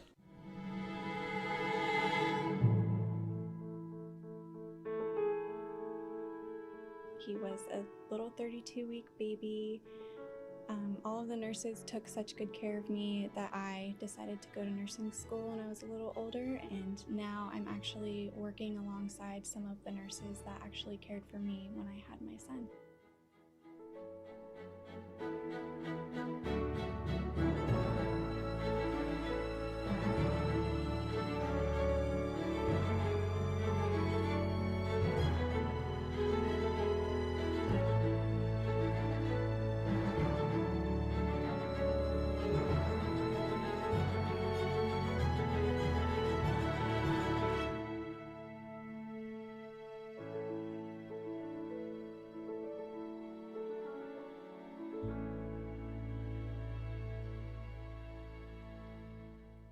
Pizza Cottage offers a wide variety of specialty pizza and subs, along with other mouth-watering menu options. Dine in with us or choose carry-out or delivery to enjoy your dough on the go. Good pizza, good people, and great memories at Pizza Cottage. Hi, I'm Carol Whittington, and I would like to invite you to stop by Personal Touch Party Rentals and Events, located at 1540 Hubbard Drive in Lancaster. We are a small family-owned business and have been servicing the Central Ohio and Hocking Hills area since 2003. Graduations with a personal touch, weddings with a personal touch, corporate events with a personal touch. Please call us today for all your party rental needs. 740-689-6991.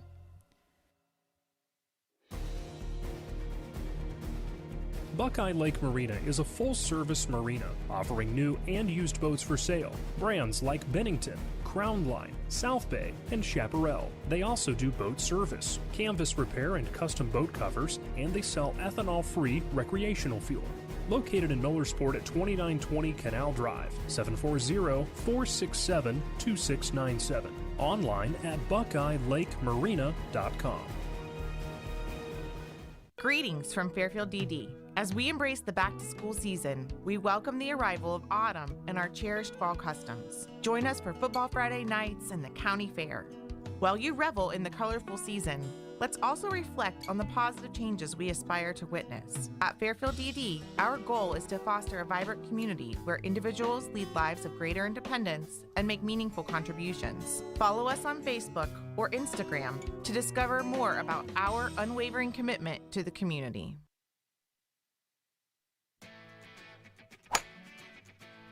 Swing into the Carriage Company and check out our sweet deals. If you're looking for the best selection of clean, quality used vehicles, look no further than the Carriage Company. You'll feel secure with your purchase, knowing all vehicles undergo an extensive safety and service check prior to the sale. And all vehicles can be viewed online at carriagecompany.com. The Carriage Company, located at 1031 North Memorial Drive in Lancaster. Sweet! The Frankie Smith Funeral Home and Crematory in Lancaster and the Johnson Smith Funeral Home in Baltimore have a long and wonderful history of serving our community. Feel free to give us a call at 740-653-0652. Stop in and see us at either of our two locations, 405 North Columbus Street in Lancaster and 207 South Main Street in Baltimore. Respect for tradition, regard for change.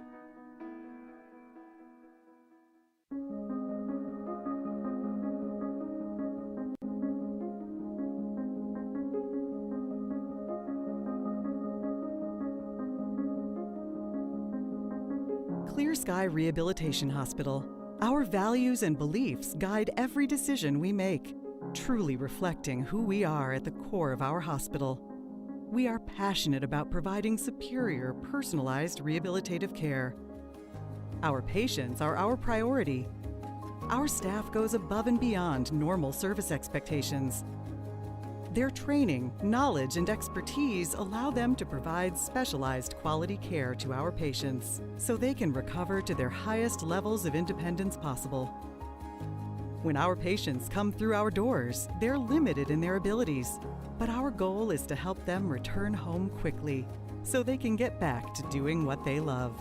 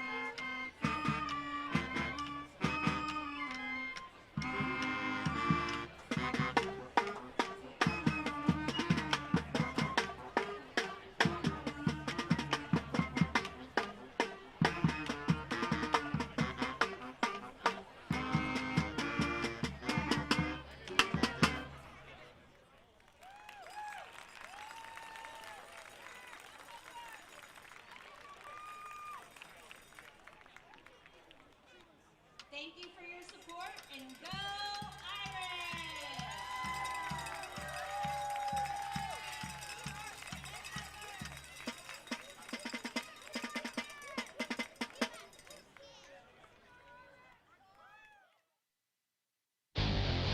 Hi again, everybody. Welcome to the high school football game of the week. I'm Jared Stewart alongside Tim Shoemaker. Tonight, we've got a great one for you.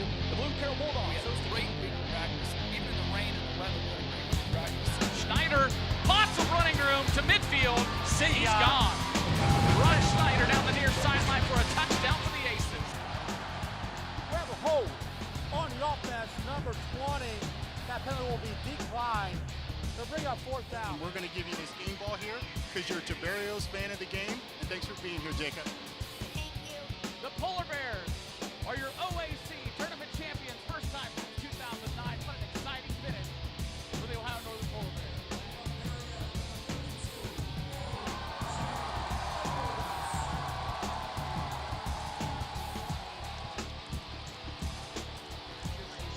Be very proud of this trophy because you've earned it.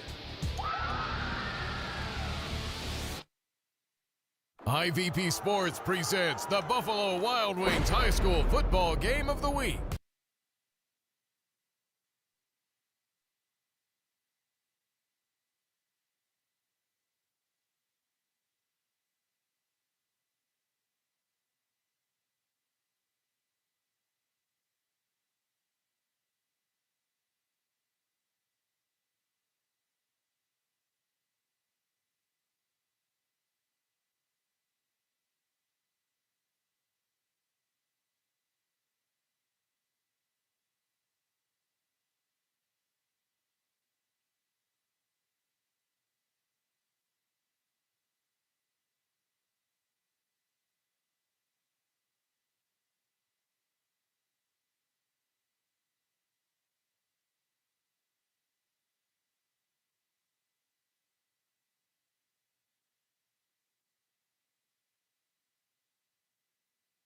IVP Sports presents the Buffalo Wild Wings High School Football Game of the Week.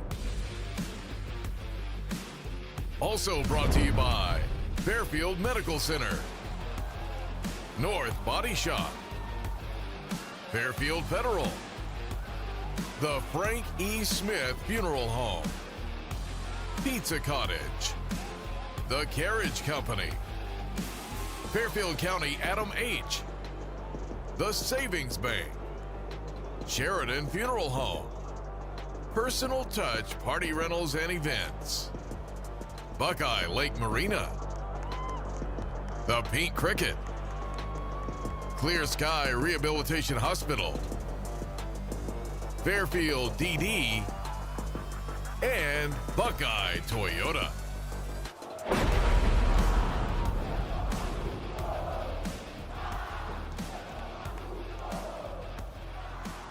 Back to live action here at Fulton Field, where Fisher Catholic is trailing Berne Union 14-7. This is the Interface Video Buffalo Wild Wings High School Game of the Week. I'm Marion Royster here with Tim Shoemaker. And Tim, we had quite the first half. It was a lot of stoppages, some momentum going, but Berne Union was able to get out to a quick lead, but then Fisher Catholic kind of weathered that storm, and we've got a 7-point ball game. Yeah, I think the first half of this quarter is going to probably determine what we're going to be in for the rest of this half. As you said, Berne came out on fire, moved the ball first two possessions really well. One ended in a turnover, but they moved the ball. They have not been able to get back in rhythm since. And then Fisher had a score in the second quarter, so they've got a little bit of momentum, but Berne's defense has been pretty stout tonight. Yeah, they have been really stout and have, again, able to, make some key stops on Fisher Catholic, and especially early on. It was really able to get them again. Whenever you're able to have a defensive touchdown, that really, kind of turns the table, gave them a huge momentum, but they're going to need to build on that in the second half here. Like I said, I think the first 6 minutes here, Fisher gets the ball to start the half, and we'll see what happens and see what adjustments maybe are made. I mean, I think Berne's aggressive defense has really bothered Fisher, that even Fisher's gone to more of their passing game, and that really wasn't expected. Yeah. So set here to kick off the second half action is Eduardo Avila Berlanga. The senior will kick deep and will actually squib kick it. It'll roll past the second level and be fielded by Fisher Catholic. That's Hampshire, who's breaking several tackles, still carrying the pile, and he'll be blown dead at about the 40-yard line. And we'll get our first second half look at the Fisher Catholic offense as they take the field. Yeah, excellent field position. Again, when you start outside the 40, your own 40, that's pretty good. Mm-hmm. You know, there's a number out there, and I don't have it on my top of my head, but of high school football in Ohio, when you have to drive the ball like 70 yards, 80 yards, but once you get down into the 50, 60-yard drives, you're much more successful Right. at scoring than when you have to drive it longer. Yes, yes. It is very true. So the 41-yard line is where Fisher Catholic will start this drive. Wilkinson again in the shotgun. He'll hand to Tenza over the left tackle for about a 3-yard gain, perhaps 4. Tackled on the play by O'Rourke for Berne Union. It'll be 2nd down and 7 for the Irish.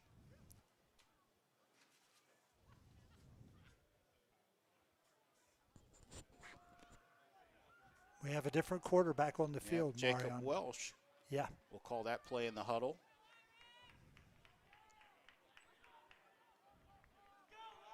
The senior utility player with Tenza to his right.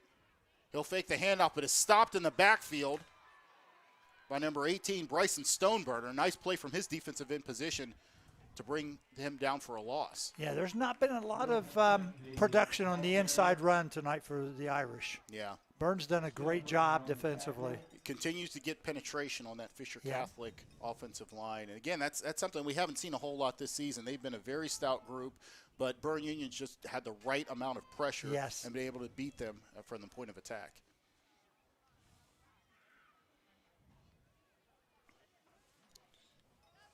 And now Wilkinson is back at quarterback. He'll be in the pistol formation. And now it looks like there's some confusion. Yep. Coach Luke Timmis will take a timeout, so Fisher Catholic will stop play with 10 minutes and 20 seconds remaining in the third quarter. We'll have our first stoppage. Hopefully not as many as we had in the first half. No, you don't want to see kids, laying on the field and have to be checked out by trainers. Yeah. I don't want to make light of that. You're not, but it's just what you don't want to see for them. Mm-hmm.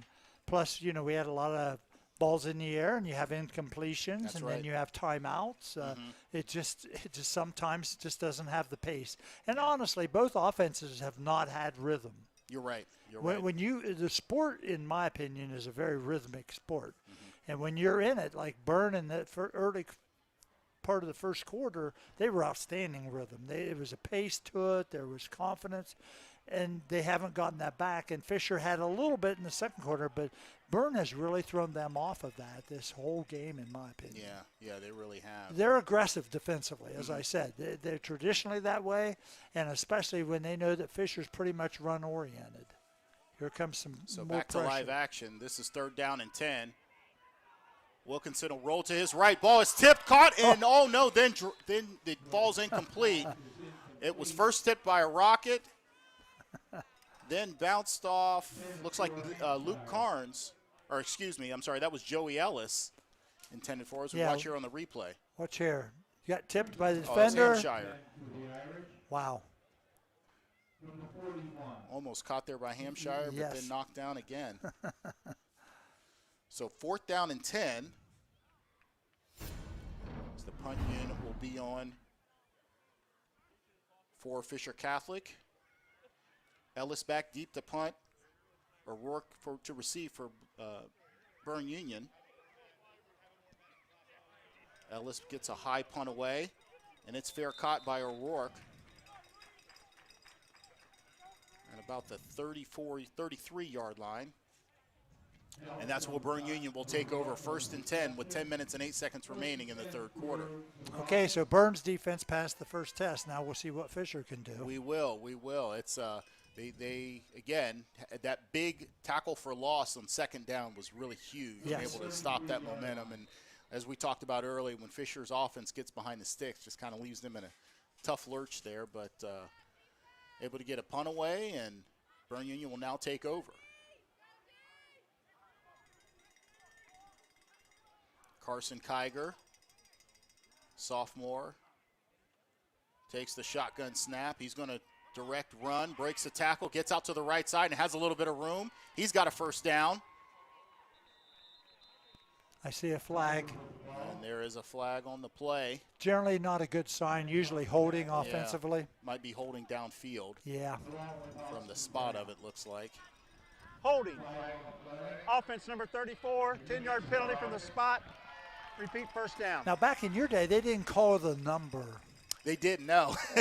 Now you can't hide. Well, yeah, and we were talking about last week, they didn't even really have, most refs weren't mic'd. Yes. So, if you were lucky, they didn't even, the people in the stands couldn't even really tell what the call was if it wasn't that obvious. But now there is nowhere to hide for these high school athletes. Now in college, that was a different story. Yes. In college, they would, call the over the loudspeaker and who it was on, and then they'd have the camera, close up on you on the field, and so he did it. Don't get a penalty. Yeah. Huh? That's a different story. Yeah.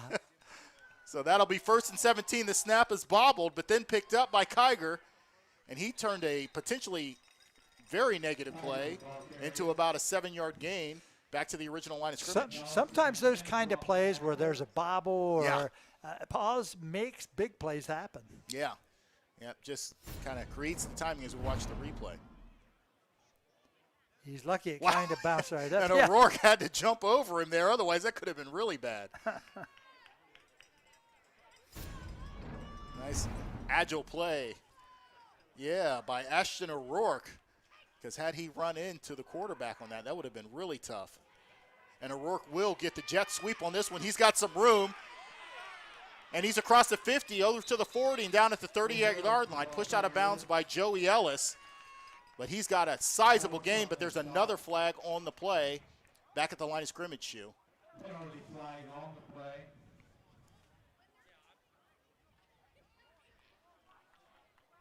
I got a feeling that it's probably holding that one again. might be coming back too, yeah.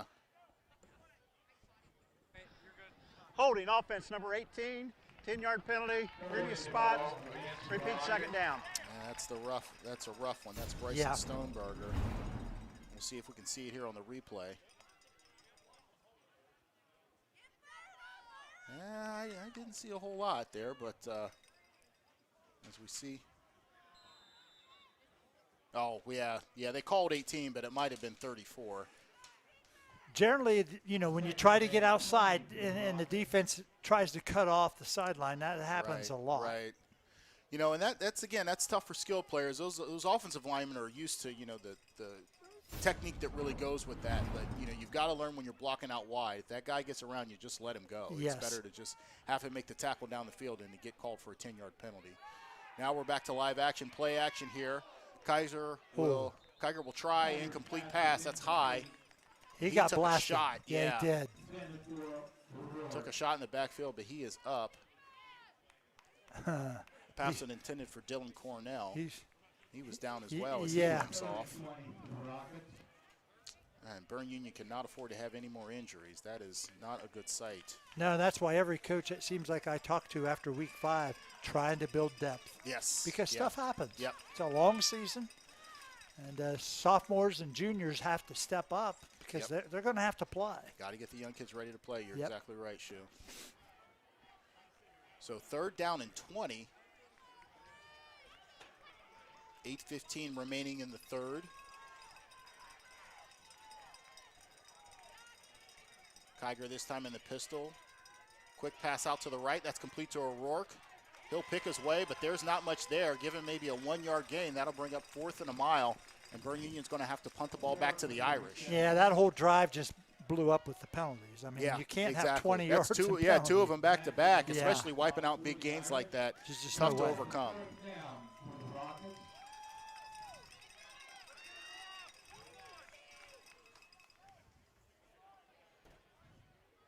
So O'Rourke back deep to punt. Jacob Welsh back to return for the Irish. That's a high snap. Has to take a beat, but still gets it off. Nice play by O'Rourke to get the ball off, and it takes a big bounce. Welsh does recover it, and he's got some room down the right sideline, and is finally pushed out of bounds by number 33. That's Cam Hammond. But a nice return. Again, that was a huge bounce for Berne Union, but Welsh was able to make something positive out of it. Yeah, those returners, they roll the dice. Yeah, they do.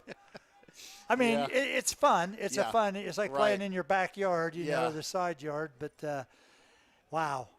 Well, again, it's kind of on those as a returner. You know you can't be wrong. You know, if you think you can get it, you darn well better get it. Because if you don't, or it becomes a negative play or a fumble like that, that can really, really hurt you, obviously. First down, Fisher Catholic, low snap. Wilkinson recovers. He'll try to his left, and that pass is complete to Ellis. First down. That was a really good throw. Yep, put it on his numbers. Brought down by Mason Houston. He's improving as we see as a season, simply because we saw them earlier. We can see he's really got improved. Wilkinson's gotten better throwing the football. Yeah. Now quick back to the line of scrimmages. Fisher Catholic after the first down. Another low snap, but Wilkinson handles it. He'll look over the middle, and that pass is complete again. It's Nella, and he's got some room. He's down the sideline, one man to beat, but that man brings him down. Yeah, down inside the 5-yard line. Flag. And there's a flag on the play.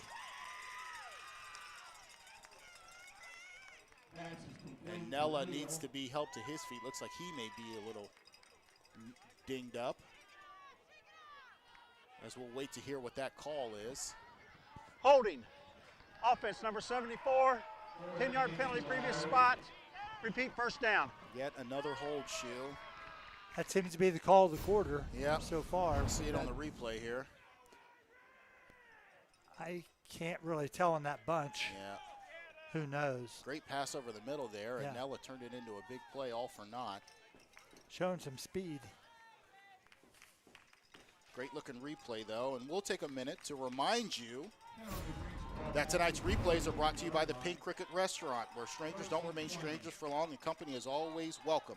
Come join our friends and family at the one and only Pink Cricket Restaurant, doing it great since 1938. First down and 20. Wilkinson will try the pass to the right. It falls incomplete, intended for Ellis once again. 10 for Ellis. Second and 20 for the Irish. So Fisher Catholic will try again and have been backed up to now their 38-yard line. Yeah, it's hard to be efficient offensively just to get 10 yards in a series, but when you got to get 20, we just saw it with Berne. Yep. It's tough.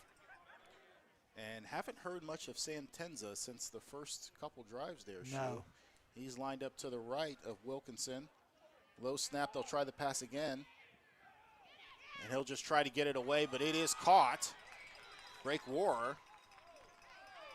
Ball comes loose, but they'll say he's going to be down. Not much of a gain there. No. And it'll be third down and long for the Irish. And Rohrer looks like he's a little injured on that play.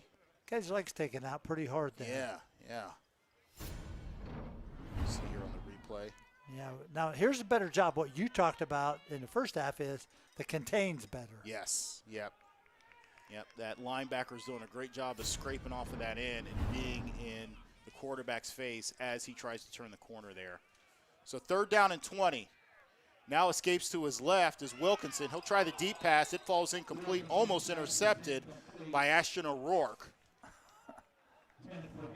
There were a lot of people in one small space there. Yeah, there was. 4th and 20 for the Irish. Intended for Leo Hampshire was that pass. But Fisher will face a 4th and 20. Almost certainly will bring the punt team on.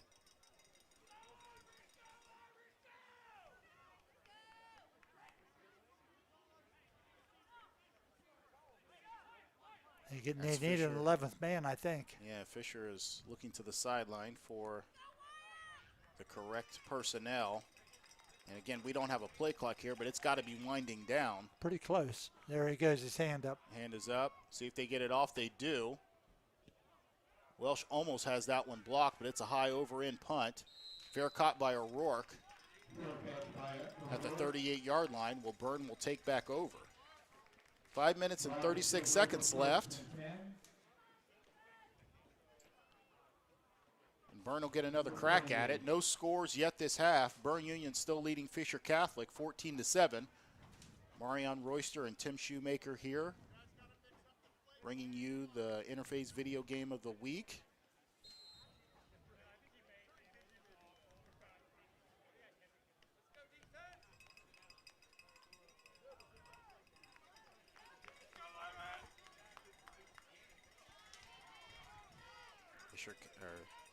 Berne Union has Kiger under center.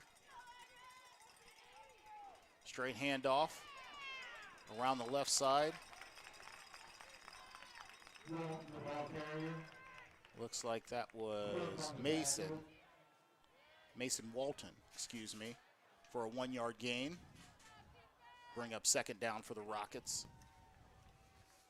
2nd and 9 for the Rockets. I'm almost not used to seeing the clock continue to tick, Shoot, No. because there's been so many incomplete passes.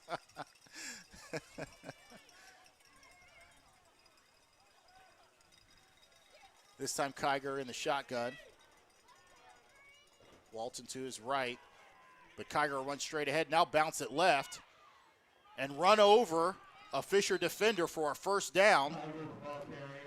He is a strong Nice run runner. by Kiger. Hampshire brought him down. I mean, you can see why he's the leading rusher on the Yeah. team. Watch here. Watch the yards after some contact here. First of all, he gets outside. Nice job bouncing. Yes. Reading the defender, and then just look at that. That's just strength. Berne will go hurry up back to live action here. Kiger deep over the middle. Pass was intended to O'Rourke, but a little too far. Overshoots his intended man.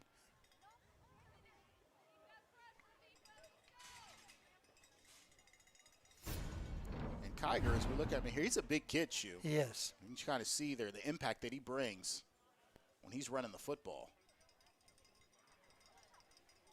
And that's another 4 yards after the initial contact. That's big. Right. And it takes a toll on the defense, let me tell you. Second down and 10.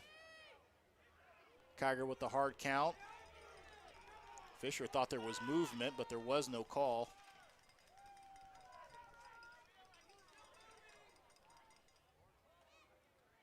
Speed option. Quick pitch. He's Yeah. upended. Nice play there by number 4, Michael Zachary, from his defensive back spot. Yeah, he read that for right. TFL. Broke down and came up and made the tackle. Yeah, nice job by Zachary on that one. Yeah, just that little quick option. Just try to get the ball in the perimeter. People in space. Yeah, that's called paying attention to tendencies there when they're in that formation. And you see that action. And Zachary made the right read on that one. 2-yard loss brings up 3rd and 12 for the Rockets. Under 4 minutes remaining in the third quarter. Carson Kiger again in the shotgun. Yeah, I think you run your best runner, which is Kiger. Yep. But no. Kiger's looking right. Has some time. Now that time is running out. He'll try it deep to the left. Has a man out there. It falls incomplete, but there's a flag on the play. Fisher defender is not happy. That's Michael Zachary, who just made that great play in the backfield. Well, I asked somebody the other day, I mean, honestly, and I know you watch weekend football some, and how do you determine interference anymore? Yeah. Really? Yeah. Pass interference. Defense. Now- 15-yard penalty, previous spot, results in a first down. And there is that pass Wait a minute. interference. Yeah, watch Yeah, here. right there. Replay. Pass interference to call. Kiger does a nice job of creating some time, but that, yeah. I know. How do you determine? Right, yeah. What do you call? Did he have his arm across his arm? Not allowing him Yeah. to come up? Or Well, and Cam Hammond looked like he was possibly creating some of the contact on that. I mean, one for Berne I'm Union? really I don't baffled know. by officiating. Yeah. How you call that? I'm not disagreeing Yeah, or arguing. not critical. It's just a tough call either way. It is. Yep. So first down and 10 from the 35-yard line. Looks like there was some movement on that one. Berne went back to the hard count. Encroachment defense, 5-yard penalty. Yep. Repeat first down. Penalties have been big this quarter. Very big, very big. Yep. Brought back some big plays and allowed Berne on this drive to take advantage of a first down and now another 5 yards as they have a 1st and 5 deep inside of Fisher Catholic territory.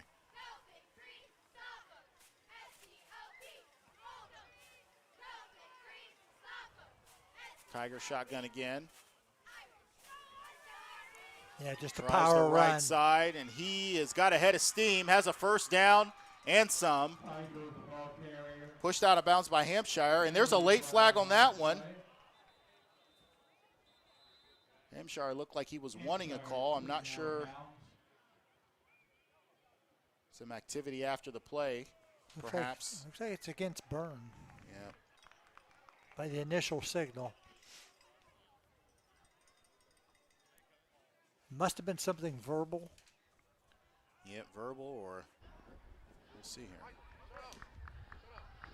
Have a completed catch for a first down. We have a dead ball, personal foul, face mask on the offense. 15-yard penalty, 1st and 10. It's 2 we've seen tonight That's the by the second same time. guy. Yeah. Yep. Carson Kiger was called for that first one, and this time, nice run around to the right. But another face mask as he attempts to do that stiff arm. Yeah. You know, and sometimes, you know, it's if you get your fingers kind of caught in the face mask, it's hard to pull it back, even if you didn't intend to. But once it's stuck in there, and then it makes it that much more egregious. So wipe away that big run. Still a first down for Berne Union. Kiger will fake and then go up the middle himself. Yeah, I think with the situation the way it is, you're going to see a lot of Carson Kiger run the football. Yeah. I mean, he still looks fairly fresh. He does, yeah. For a sophomore, he runs hard. Yep. Size and power, and has pretty decent speed as well. We've seen it when he kind of gets ahead of steam going. He is a really tough running back to bring down.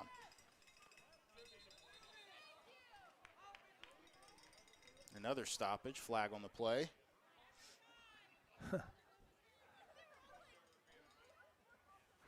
Dead ball, false start, number 56. 5-yard penalty, 2nd down. So back up the Berne Union Rockets another 5 yards. Yeah, Coach Herb's trying to find out what the call is. Yeah. They called a false start. I don't know whether he's trying to turn to listen to the play or whatever, and the official determined that he moved. Yeah, that's tough.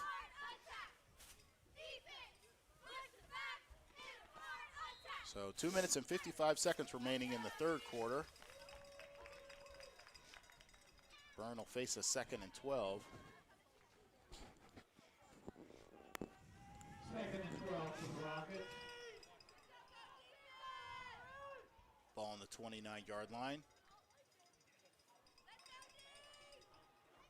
Kiger will try that quick pitch again. And has the corner there. Pushed out of bounds. That's Mason Walton once again. A nice run there. He got the corner shoe and was able to get down inside the 10. And another flag on the play. It's beginning to see a pattern here.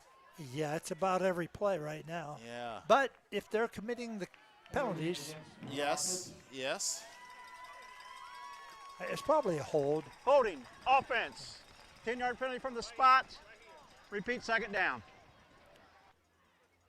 So another big play by Berne Union, wiped away with a hold. We'll watch it here on the Pink Cricket replay. I mean, you talked about it earlier. I really believe that, and you can't tell from our angle who it was or when, but the bottom line is when this is happening over and over, your technique has to get better as a player. Yes, yeah. And I know the coaches know that and everything, but you have to push it. So it's no different in other sports where if something's continually negative, not being stopped, you got to adjust Yep, you technique. have to adjust on the fly. You're right, Shu. So Berne quick to the line here on a 2nd and 16. Kiger will fake and look left, and he'll try a deep post over the middle. Defenders are there, and it is picked off by Fisher Catholic. That's Blake Warrer. And he's got it out to the 23-yard line. Huge play down in his own territory to get the ball back for the Irish offense. And that's been a lot of the problem this year for Berne's offense. They've done a good job, but just too many turnovers. Here's the pre-cricket replay we'll see. Played well. Yeah. Nice play there by Blake. And able to get some yardage after the pick as well to give Fisher Catholic decent field position, not deep inside their own 5-yard line where he originally caught the pass. So another turnover gives Fisher Catholic the ball back. Still knotted at 14-7 though. Both teams have had opportunities. That's right, yeah. I mean, it's been a penalty-filled quarter. Uh-huh. But both teams have had their opportunities, so we'll see what Fisher has up their sleeve offensively now.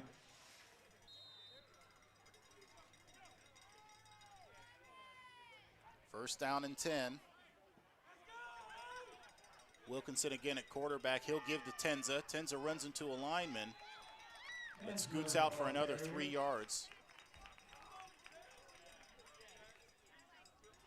Taken down by number 14, Jackson Little. There's a look at Sam Tenza. He's had an excellent season. Has been pretty quiet tonight, but he is putting together a spectacular junior season. Now he's the single back behind Wilkinson, but the inside give is to Hampshire on the jet sweep. Excellent open field tackle. Yes. By number 8, James Cox, the sophomore, stopping a big play there for Fisher Catholic.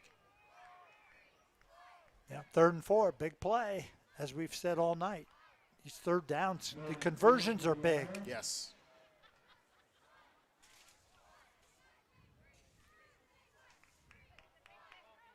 There's a look at Mr. Cox. 3rd and 4. Another man in motion. Inside handoff is to Hampshire again on the trap. He'll be very close to a first down. I think he marked him about 6 inches short. Yeah. Nice play by Jackson Little again. Yeah, what do you do here? Yep. I think they're going to go for it. And the way Wilkinson's running in, looks like he has a play. Well, Berne stuffed him the last time, if you remember. They did. You know, I think this is when everybody's anxious. I like the longer count. Yep, straight give ahead to Tenza. Looks just like the play that they ran before. He's still fighting. He'll be closer than he was on the last attempt. I think they're marking him forward enough. I think he did get. I think you're right, Shu. Man, that's a tough half yard. Yeah, it is.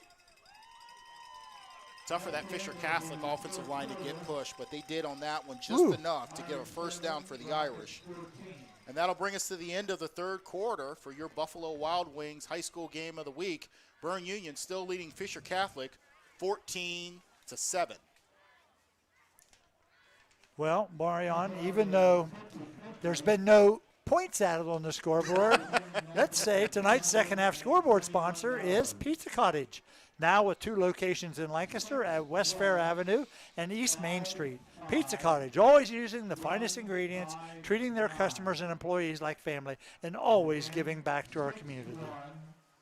55159. Yeah. You bring that to the press box, we'll give you $224. So while we've got a couple minutes here before the second half starts, Shu, let's take a look at some other scores from around the area. Right now, the Lancaster Golden Gales are leading Reynoldsburg 21-20. Amanda Clear Creek is leading Logan Elm in the 4th quarter, 31-6. Pickerington Central is ahead of Groveport Madison, 24-17 in the 4th quarter. In the third quarter, Bloom Carroll's holding on to a 21-13 lead. They're playing St. Clairsville this evening. And Hamilton Township all over Liberty Union in the fourth quarter, 40-0.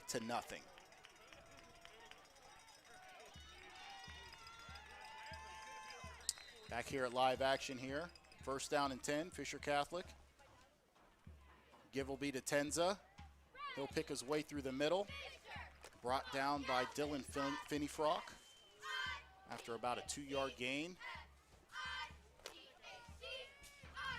Irish will face second 1-yard gain. Check that. Yeah, they spotted it right when he went down. Yep, good spot there by the official.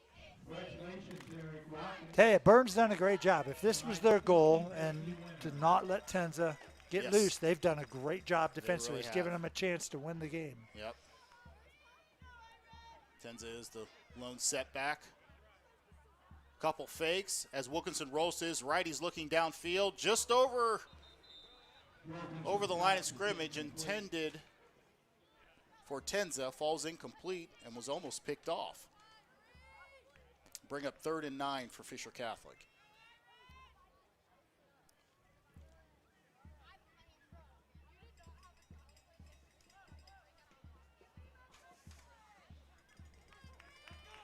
So 3rd down and 9. 3rd and 9 for the Irish. From the 36.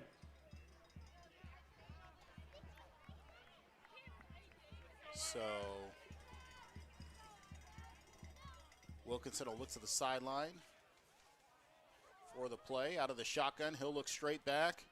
And he's got a man open, but led a little too far for Sam Tenza, and he had O'Rourke beating down on him. And the pass falls incomplete, 4th down. Yeah, they've just not given him any time to throw. He had some success in the first half when he rolled out of the pocket and got on the perimeter a little bit, but from the pocket, not had a lot of time. No, not much time at all. So 4th down and 9 for Fisher.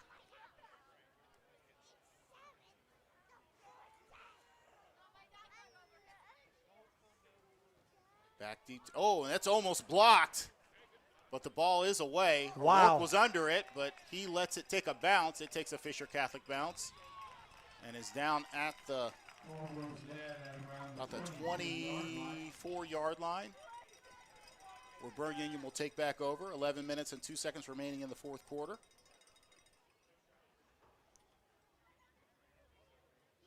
I think it's going to be a 47-yard punt. It is. Yep. They spotted on the 22. Blocked, yeah. So nice job again, Joey Ellis. It's made some great plays tonight. Hey, it's a big play. Just A punt's a it big is play a at this big time. play. Yep. Flip the field here, and now Berne has got to try and put something together. With 11 minutes to go. Mm-hmm. So back to the line of scrimmage is Berne for their 1st and 10. Kiger in the shotgun. Resets the offense. Straight run over the left side. Breaks a couple tackles and is pushed out of bounds after a 1st down run. Give him about a 12-yard gain. He makes a lot of yards after the contact. He does, yep. Runs so well after the first hit. We'll watch again in quick replay. Just watch, this is power sweep left, Oh, that's punishment. Yeah, Goodness gracious. Got 5 more yards. Back to live action. Not much there on the run there. Not sure. Marked him think short. That was Kiger once again. Looked like he tried to sneak over the middle, but yeah, he's best when you give him a little room just to get the motor going. He is better when he's got a head of steam shoe. I've noticed that as well. I would agree with that assessment. He's had a good game running the football tonight. Yep. We'll see if they try him again from the shotgun position now. 3rd down and 1. Hard snap. He'll try the left side again and does have the 1st down.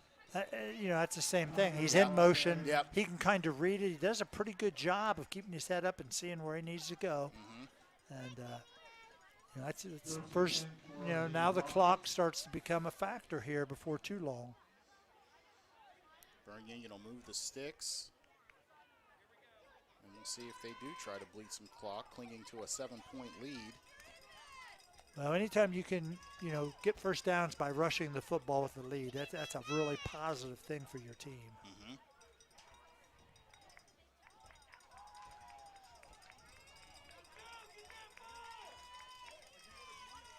Kiger with 3 backs in front of him.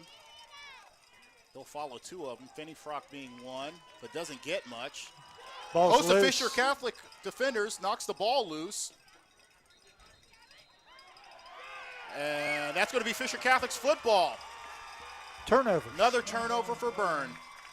Was that 3 tonight? That is 3. It's tough. You put your See the defense. replay here. Yeah. Of course, you know, here's a player, and this happens a lot when they're trying to extra effort to make a play. Yeah, it was out early. It was like as soon as he got stood up, the next person came through. I as you're watched saying, somebody shoot, last and- Saturday in a similar situation. There were people, but they sealed it, and like you said, put it high. They had 2 hands high. Yeah. You couldn't get it. Well, I mean, it's become so popular at the Yeah. college and the pro level. They call it the peanut punch, where those guys are just literally just punching at the ball. It's a whole different game. Yeah, they are just trying to create turnovers wherever they can. So Fisher Catholic with the ball back. Wilkinson will try the pass. That falls incomplete. Intended for Nella. Bring up 2nd down. We'll see if Fisher Catholic can take advantage of this field position with the ball inside of Berne Union's 30-yard line. 2nd and 10 for the Irish.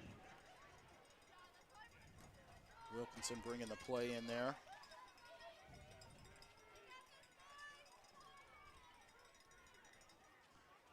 He'll line up in the shotgun again with Tenza to his left.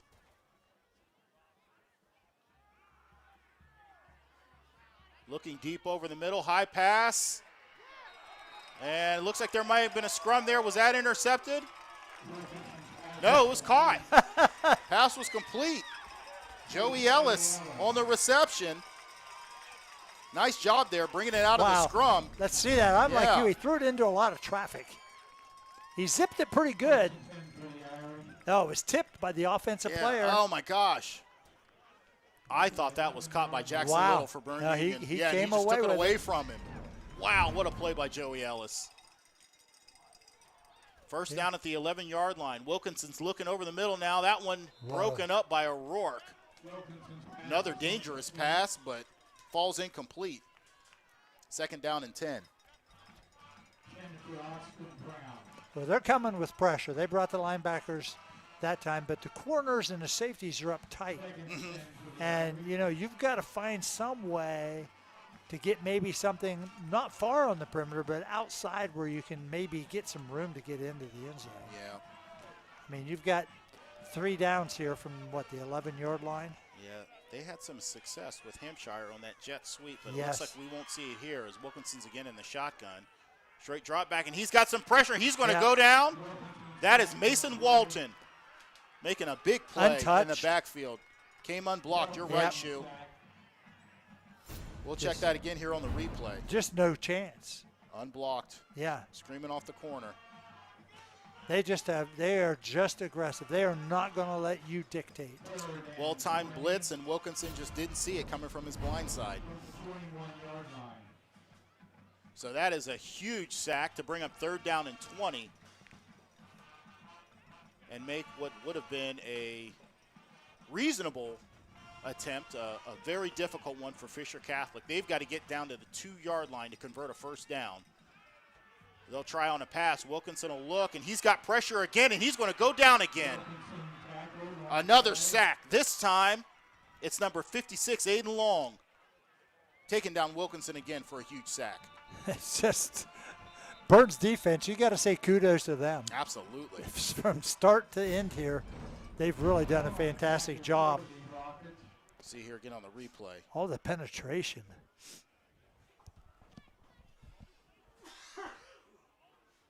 Yeah, and it's just Just been tough sledding for Wilkinson. 2 straight passes. And, again, those are the times where, you've got a 3rd and 20, and it's kind of like the defense, you say, just gets a chance to pin their ears back. They know it's a passing down, so they don't really have to respect any type of, threat of the run, and they're just going straight ahead. Well, that's where, if you have them in your repertoire, screens and draw plays. Exactly. Those really they're hurt so pressure. great against those, yeah. But they're also tough to execute. Exactly. Timing and Yes. having the right personnel, particularly on the offensive line, to be able to have those guys get out and block in space. Not get a holding call because it's difficult sometimes to block the skill guys instead of some of the guys in the trenches. There's a lot that goes with that. So, nevertheless, Fisher Catholic facing a 4th down and 27. They will go for it. Again, they have to get to the 2-yard line to convert this 1st down. Wilkinson has some time. He steps up. He'll try over the middle. Almost intercepted. But pass falls incomplete, and it'll be a turnover on downs nonetheless. So Fisher Catholic had an amazing opportunity to score down inside into the red zone of Berne Union and just could not convert. Berne Union will take over with 8 minutes and 3 seconds. And as you talked about, Shu, earlier, this is where the clock starts to become potentially a big factor. Yep. As I say before, it becomes your enemy.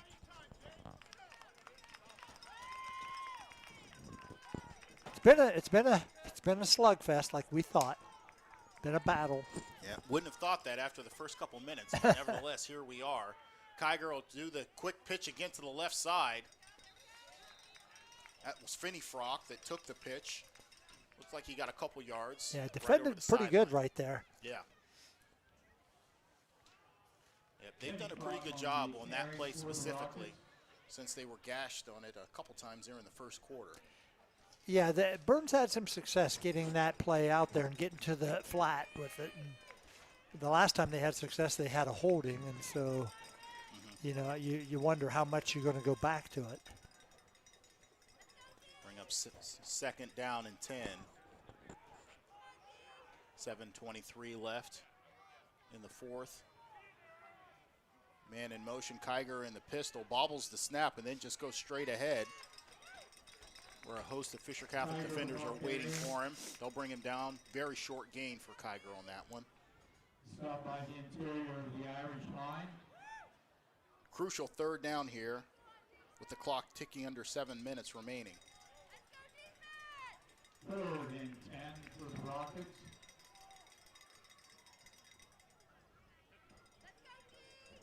Look at that offensive line. They've done a pretty good job tonight. They have. For Berne Union. Both teams are decent up front, and it's been a real battle, a real struggle for both teams. Yeah, we thought that would be an area where Fisher Catholic would have a clear advantage. That has not been the case. No, not at all. It's been pretty balanced. Both teams have had positive times here. Where we got a timeout? Yep. Yeah, timeout. Not sure which team. I think Berne called that Berne one. Union, okay. So timeout, Berne Union. And timeout, Berne Union. Their first charge timeout. Shu, maybe take the minute to maybe talk about the potential playoff implications. I know Fisher Catholic, again, we talked about them putting together such a great season at 6-1. They're currently sitting at 2nd place in their region, in the division, and seeing what they can do here going forward for the remainder of the season. Yeah, the top 4 get a bye. Right. And you get a sit a week and get healthy, whatever. And then they play down to 12, as you see the cutoff there. And we've seen some of these teams through the years before. Pretty common names in Division 7 here. But, the thing is, Fisher's just got to deal with what's in front of them. You got to finish here, the last 6:26. Next week, as we said, you got to go up to a really good Grove City Christian team. And then you play Manchester at the end of the year, who's only lost 1 game. Yep, that's right. So 3rd down and 7, crucial opportunity here for Berne Union. Kiger will roll to his right. He's got a man open, but it's deflected before it gets there by Michael Zachary. Yeah. Excellent defensive play to stop that conversion attempt, but there is another flag on the play behind the line of scrimmage. Well, I believe if it's against Berne, it would be Personal foul, roughing the passer, number 74. Oh. 15-yard penalty, automatic first down. I did not see that, to be honest with you. I saw the deflection out here and took my eyes off I of did it. not either. We'll see if we can catch it here on the replay. First down. That is a crucial penalty. It's been a lot of these penalties tonight have really affected the flow of the game. Oh, yeah. Yeah. Not necessary. No. He had a good 3 steps there. Yeah. You know, we couldn't see the end of it to see what kind of impact was created, but nevertheless, the flag was thrown. That is a huge first down. Crucial mistake for the Irish, giving Berne Union a first down with 6 minutes and 20 seconds remaining in the fourth quarter. Kiger will go inside to his left. Pick up about 4, maybe 5 yards on that run. Tackle was made by Michael Zachary once again.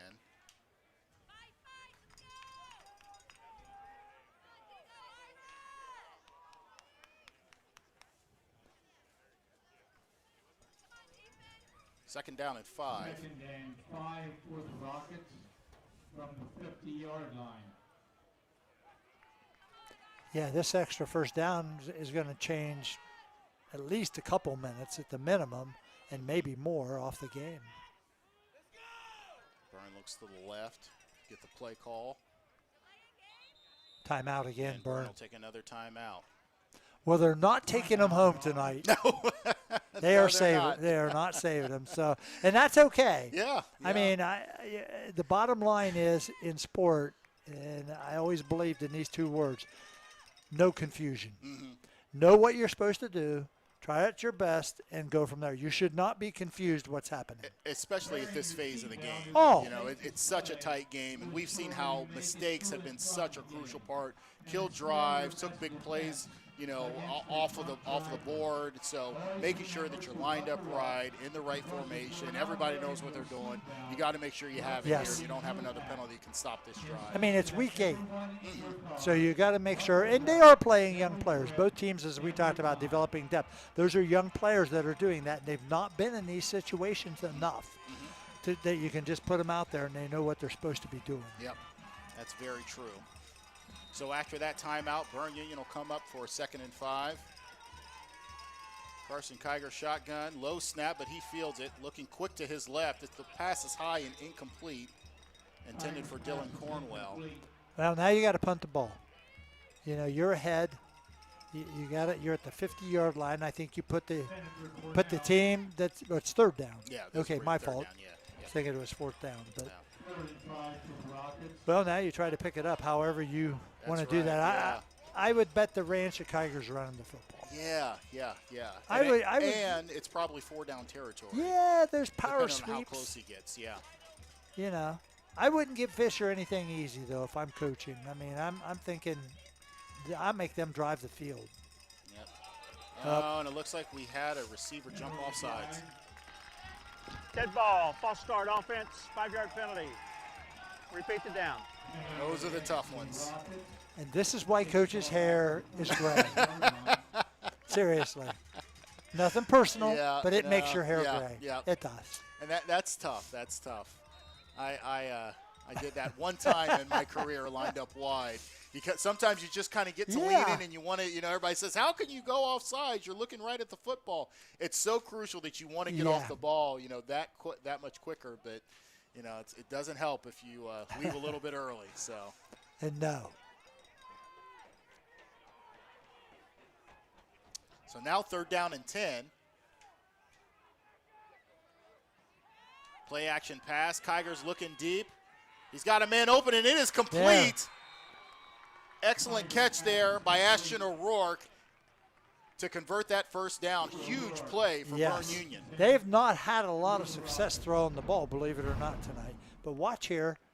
Got a little pressure and rush. Yeah. But you know what I would like my defender to do when they're rushing there? Get your hands up. Exactly. Yeah. You know, I always say in sports, anytime you pressure a passer or a shooter in basketball, it affects the game. Yeah. It affects them. Yep. And that was a tough pass anyway. Yes. But nevertheless, Kiger was able to deliver that, and O'Rourke made a great effort to sky for that catch and get the first down. Yeah, O'Rourke's a good receiver. He's put together a very nice season. The leading receiver for Berne Union coming into this game. Now Kiger will go straight up the middle, bounce off his lineman and fall forward for about a 2-yard gain, perhaps. Yeah, that was at 6:20 when the roughing the passer happened. So we're already down 2 minutes off the clock. Maybe more. We'll see what happens. But those kind of things affect the game in that way more than people really understand. Absolutely. Fisher still holding on to 2 timeouts. About 4 minutes and 20 seconds remaining.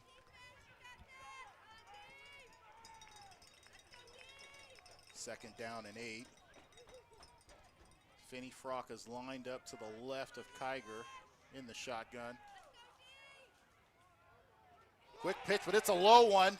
But Finney Frock does get back on it. That could have been huge, Shu. Yeah, those can be returned for touchdowns out there. Yeah. Wow. Yep. Nevertheless, it is a 4-yard loss, or perhaps 5-yard loss there for Berne Union. As the clock continues to run, it'll be 3rd and 12. Yeah, now you got to decide, do we want the clock to keep running, or then we use the timeout, or are we going to throw it for a first down with 3.5 minutes to go? Because this could burn down to right at 3 minutes. Yeah, there's a and fine leave them line. 4th down. Yeah, it's a fine line. Yep. Coach Herbst, his team's usually pretty aggressive. And this way, at least you keep one timeout in case you need it in your back pocket, assuming that you're able to stop them here on this 3rd down. But now there is a timeout. Timeout, Berne Union. Wow. So Berne will Their take a 3rd and final charge timeout. That's their final. Yeah. Again, I don't mind that when you are playing in the lead to make sure you know the situation with young players. Yeah. This is what we want to do. Think about this, because even though they're young, in my opinion, good players always think they can make the play. Yeah. That's why they're out there. That's right. But coaching them is sometimes, I used to always say, I'll play your sophomores with my seniors anytime, regardless of how good they are, because of the experience of understanding game situations. Yes. Yeah. Because you've been through it. That's true. And they understand it a little more. But, that's the fun of the whole thing. Yeah. The value of experience is it matters. Crucial. It does Absolutely. matter. Yeah. And you don't know that when you're a young player. You No, really you don't. just- You just think, you want to be out there, and you think, you I can do it. Yeah, you can do it, and you think you've got It's kind the of guys talent. I want out there. Right, yeah, right. And then it's I good to can have the confidence, but I used to always say I can bring them down easier than I can crank them up. That's right. That is very true. So 3rd down 14 after the timeout. Kiger will take the straight drop back, does get some pressure, and it's intercepted. Oh, my. That pass is intercepted. Wow. By number 18, Anderson Cook, and he's going to take it all the way for a pick-6 touchdown. Wow. Fisher Catholic, and they are 1 point away from tying this football game. Wow. Huge play. 4th turnover. Yeah. Watch this play. Got some pressure. Yep, that's the pressure did it. It Shu, did. you're Martin, right. he had his hands up and he was in his Yep. face. Yep. And you were going to catch him. Yep. And Anderson Crook, the sophomore linebacker. So he thought about dropping that football. I'm glad he didn't. Yeah. He gets across the end zone. Touchdown, Fisher Catholic. Now here's a big We'll extra see. point It right is a here. You got huge to make extra sure point. your special teams are coached well. Joey Ellis. That kick is up and good. Wow. So with 3 minutes and 4 seconds remaining in the 4th quarter, Lightning has struck, and we have a tie ball game. Berne Union 14, Fisher Catholic 14. Both teams have had a defensive score tonight. That's How right. often Pick do you six. see that? And a pick 6, Yeah. right. So, Wow. Yeah. big. And Shu, I take that is the resiliency of Yeah. this Fisher Catholic team. I mean, agree. We've seen that before. Matter of fact, we saw them win a game on a pick 6 against Fairfield Christian about 4 That's weeks right. ago, right? That's right. Yeah. Wow. That's why you play the game. You That play is- it out. that is. And you don't know. Young quarterback, Yeah. got pressured. Yeah. That's the key. I still think Right. you got to keep pressure on the passer. Right. Block vision. Yeah. Change the arc. Yeah. As great as of a play of it was by Crook to make the interception, get it into the end zone. You've got to give credit to the defensive line. They were able to put pressure on Kiger and make him throw that errant pass, and it's like he couldn't get his arm fully extended and had to stop short. As you were saying, that difference of just pressuring with your hands in the air and getting it in his face, it's a made big all the deal. difference. Yeah, absolutely. Okay, here we go. It's come down to 3 minutes. Tie ball game, 3 minutes to go. As it looks like we'll get a hold on the kickoff attempt. Nope, don't need it. Just telling secrets. Yeah. Ellis, we'll see if he'll squib this one again, as they have been doing this evening. Ellis had a lot of play tonight. He has, and he's made some big ones. He has. That is a squib kick. O'Rourke will field it at the 24-yard line. He'll reverse his field and make a move, and it looks like he's got some room on the left side. Makes another move. Tell you what, that's a heck of a return. That's a heck of a return down to the 44-yard line of Fisher Catholic. Big play by Berne Union. Yeah. They're already in Fisher Catholic territory with an opportunity to take the lead with 2:53 remaining. He flipped the field here. He turned direction, and that was outstanding return. Yeah, that was big. And I tell you what's even bigger, Shu, the psyche and the mental of Carson Kiger, this sophomore quarterback. Yeah. You've got to completely shake that last play off and just go play football. What do they say? The memory of a goldfish? That's what you got to have as a quarterback. You got to go. That's right. Make the next play. Yeah, because this is crucial here, and this will solidify really, he's done so many great things this so far this season, but this can be another opportunity for him to make a big play. You keep playing. Yep. This time he'll hand to Finney Frock, it looks like. He's still pushing the pile. And Fisher's got the ball. And Fisher came out of the scrum with the football. No signal yet. Now it is all first down, Fisher Catholic. 2 back-to-back turnovers. Wow. Oh, my goodness. Now, how many times have we seen this? We talked about it earlier where they, athletes fight for extra yards and things. But, we talked about teaching. They're just ripping at the ball. He's got the ball. Yeah, that is number 50, Neighbor. Daglin Neighbor. Great job there by the junior to come out of that scrum with the football. And Finney Frock had 2 hands on the football, and now Fisher's got the ball with their ability to take the lead. Wilkinson looking to his right to pass. That pass is complete. And out of bounds is Blake Warrer. Wow. What a turn of events. I know. The momentum has totally swung here in the last few minutes. Completely. And Fisher Catholic still sitting on 2 timeouts with 2 minutes and 37 seconds remaining. Well, the key is here, you don't want to make a big mistake. No. The worst thing you want to happen now is overtime. Mm-hmm. That's the worst thing you want. The best thing is you win the game at the end of this game. Mm-hmm. Here comes the pressure. Again. Wilkinson's pass, that one will fall incomplete. Well, he doesn't have time to worry about it because he's got to come over here and get the play. That's right. Intended for Noah. He just ran 40 yards over here to get the next play. Yeah. Yep. And that's the tough part, when sometimes you have a limited offense and you want to make sure your best players are on the field. So sometimes you don't have the luxury to have the skill guys run the plays in and out because you're bringing a key player off the field. That's right, especially at smaller schools That's here. right. 4 wides, Tenza in the backfield next to Wilkinson. And Fisher will take one of their timeouts now with 2 minutes and 33 seconds remaining. They'll face a 36 on the other side of this timeout. So, wow, Shu. After not a whole lot of action, the last 5 minutes have had quite a bit of theater, we'll say.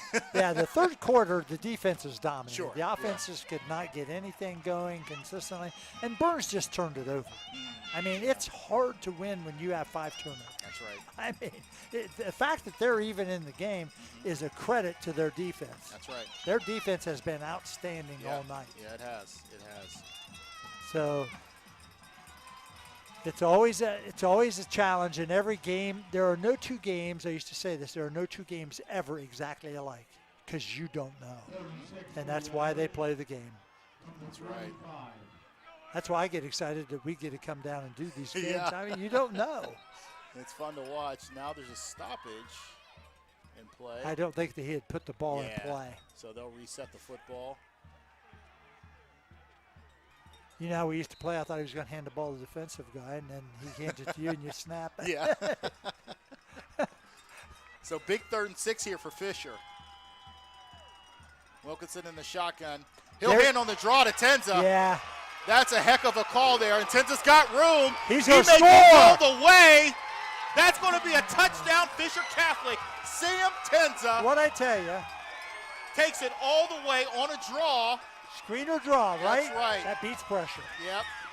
That was Wow. the perfect play call against that pressure that Berne Union was running, and Fisher Catholic has scored 13 Watch unanswered here. points to take the lead. It's long overdue, wasn't Yeah. it? The boy Sam showed his speed here, Yes, too, he did. didn't he? Wow. What a play. That's his 11th touchdown. You know, And he has 2 INT returns. He has a pass catch and 8 rushing touchdowns. Wow. Pretty impressive. Couldn't have come at a bigger time for Fisher Catholic. And Ellis's extra point try is good. So with 2 minutes and 22 seconds remaining in the fourth quarter, Fisher Catholic now leads Berne Union 21-14. Berne has no timeouts. And no timeouts for Berne Union. You're They had a right. 14-7 lead about 3 minutes ago. And the Fisher Catholic faithful, rightly so, very excited of what their team has been able to show them. This series over the This last fourth 25 years had some unbelievable games, but this one's going to rank up there. Oh, yeah. It's kind of unique. We've had a lot of stuff going Yes. on, but the game itself has been very unique Yes, again tonight. yes, it has, yes. Defensive play after defensive play. Oh, but wow. the offensive play that we just saw from Tam Tenza was just remarkable. That's a great As call. We look here at the history Yeah. once again. I mean, you know, you're looking at it and you're going, okay, it runs in spurts, but man, you just don't know, and that's the beauty of league play Yeah. and so-called rivalries. Yes. And Fisher Catholic may be looking to extend their streak to 3 straight if they can hold on to this 7-point lead with 2 minutes and 22 seconds remaining. This time it's a high deep kick from Neal. It's fielded by Berne Union, quickly taken down. Let's see who that was. Oh, that was Mason Walton that received that kick. Short gain. And Berne Union has yet another opportunity after 2 straight turnovers. So we say once again, memory of a goldfish. You got to put that away. And they haven't scored since the first quarter. They So, haven't. No, they scored Yeah. those 2 touchdowns, and you know, and you know, we've been applauding the Berne defense for the right reasons, but Fisher's defense has been pretty darn. They're really nifty. Yes. You know, they bent a little bit at times, Yep. but they haven't broken. That's very true. Haven't allowed a touchdown, the defense that is. And now there's a low snap. And Kyger will do his best just to fall on it, but that will be a huge loss. Yet another mistake Now for the the clock. Rockets, and they can't stop the clock. Why is it stopped? Not sure. We get a look He's here, winding and the crowd, it, yeah, but the crowd that should and have the never Fisher stopped. Catholic sideline is saying to continue the clock running, and now it is started back. Ticking right at 2 minutes. Berne will hurry up, have a receiver reset out wide to the right. Kyger takes the snap. He'll have to step up in the pocket, and now he'll try to run. Gives a stiff arm. Oh, and that is a late hit that they're going to call out on the sideline. Nice run by Kyger, and you're going to add another 15 yards to the end of that run as well. You know, players just have to kind of know. Yeah. You know, it's the effort's great. You just got to understand. You just can't do You that. have to know where you are. Yeah, you do. You have to know where you are. Dead ball, late hit out of bounds, number 22. That's a 15-yard penalty, results in a first down. So Berne Union will have a first first down as we look at it here again on the replay. Yeah. Well, you Excellent know, run. yeah, you're not. You almost have to have a spy for him. You know. And watch here. He's starting to slow up. Yeah. Because he's clear past the white. Right. So back to live action here. Oh, and that's a Wow. dangerous pitch fielded by Walton. But gains a few yards as the clock continues to run. He was brought down in bounds. Now conditioning comes into play. Yeah, it'll They've be been out here a long time. It'll be 2nd and 4 as the clock continues to tick away. 1 minute and 20 seconds remaining. And they're not sure formation-wise what they're doing. And they don't have a timeout. Kiger gets the ball to the line of scrimmage. He'll snap it here, drops the snap, and now it's loose. It's still loose. Fisher's It's got it. recovered by Fisher Catholic. Jude Klum. Yet another Rocket mistake. Fisher Catholic capitalizes. Wow. And now they can run the clock out with Yep. Berne not having any timeouts. Holy smoke. As we look here, oh my goodness. That's a tough one. That ball And again, that's never bounces how you think it will. no. And it's just a matter, again, you know, you're looking down the field and you want to make a play, but, you know, the first things first, you got to make sure that you field the snap first. And with that, Timeout, Fisher Catholic. Their third and final charge. Everybody's out of timeout. yeah, so Fisher will take their last timeout, and that'll give us an opportunity to announce some players of the game, and we'll start with the Berne Union player of the game. And tonight's Berne Union's player of the game is brought to you by Buffalo Wild Wings. Thanks to Larry Tipton and the crew for great food, great service, and the best sports viewing in town. It's all at Buffalo Wild Wings in the Plaza Shopping Center on North Memorial Drive in Lancaster. I mean, what do you think?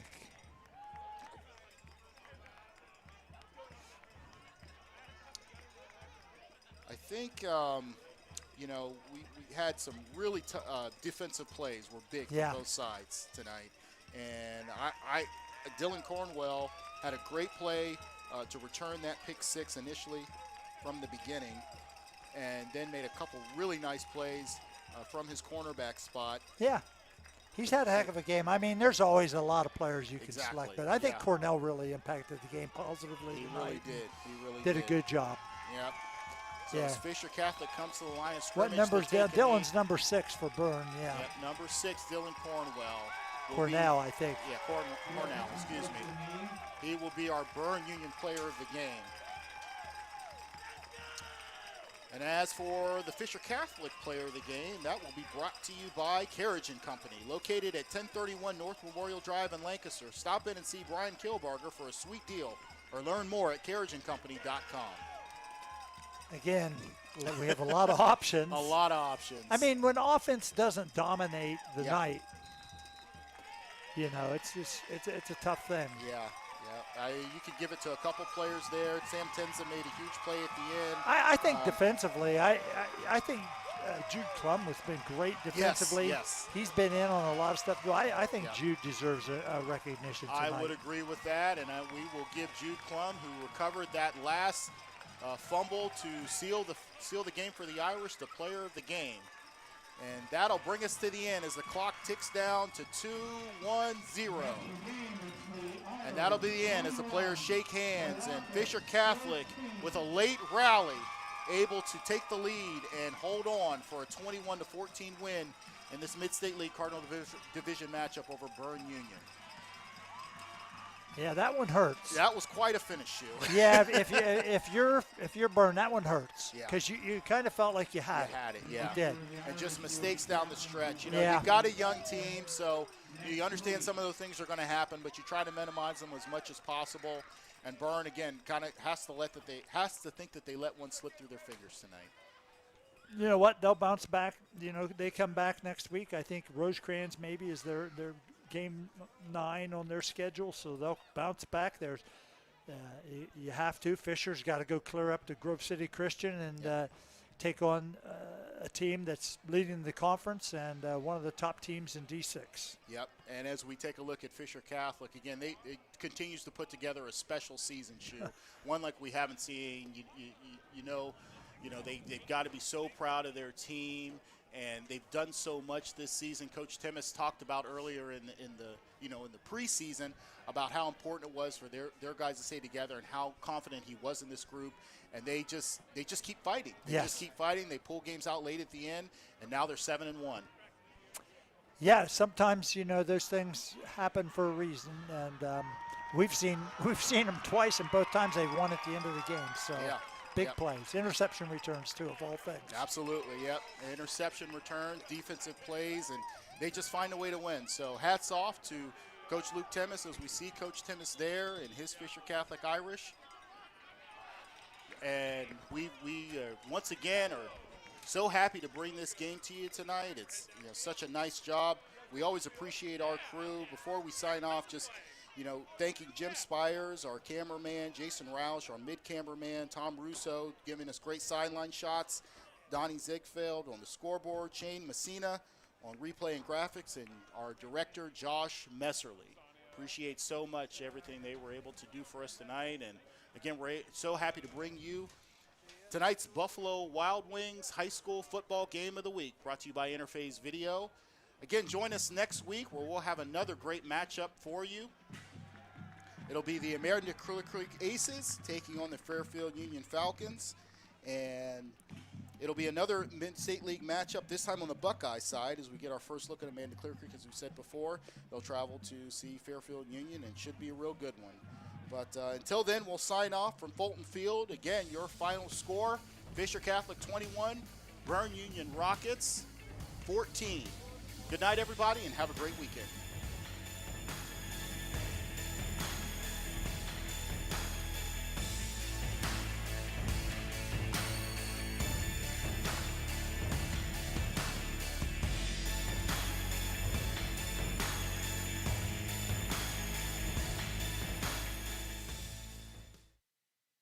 IVP Sports presents the Buffalo Wild Wings High School Football Game of the Week. Also brought to you by Fairfield Medical Center, North Body Shop, Fairfield Federal, the Frank E. Smith Funeral Home, Pizza Cottage, the Carriage Company, Fairfield County Adam H., the Savings Bank, Sheridan Funeral Home, Personal Touch Party Rentals and Events, Buckeye Lake Marina, the Pink Cricket, Clear Sky Rehabilitation Hospital, Fairfield DD, and Buckeye Toyota.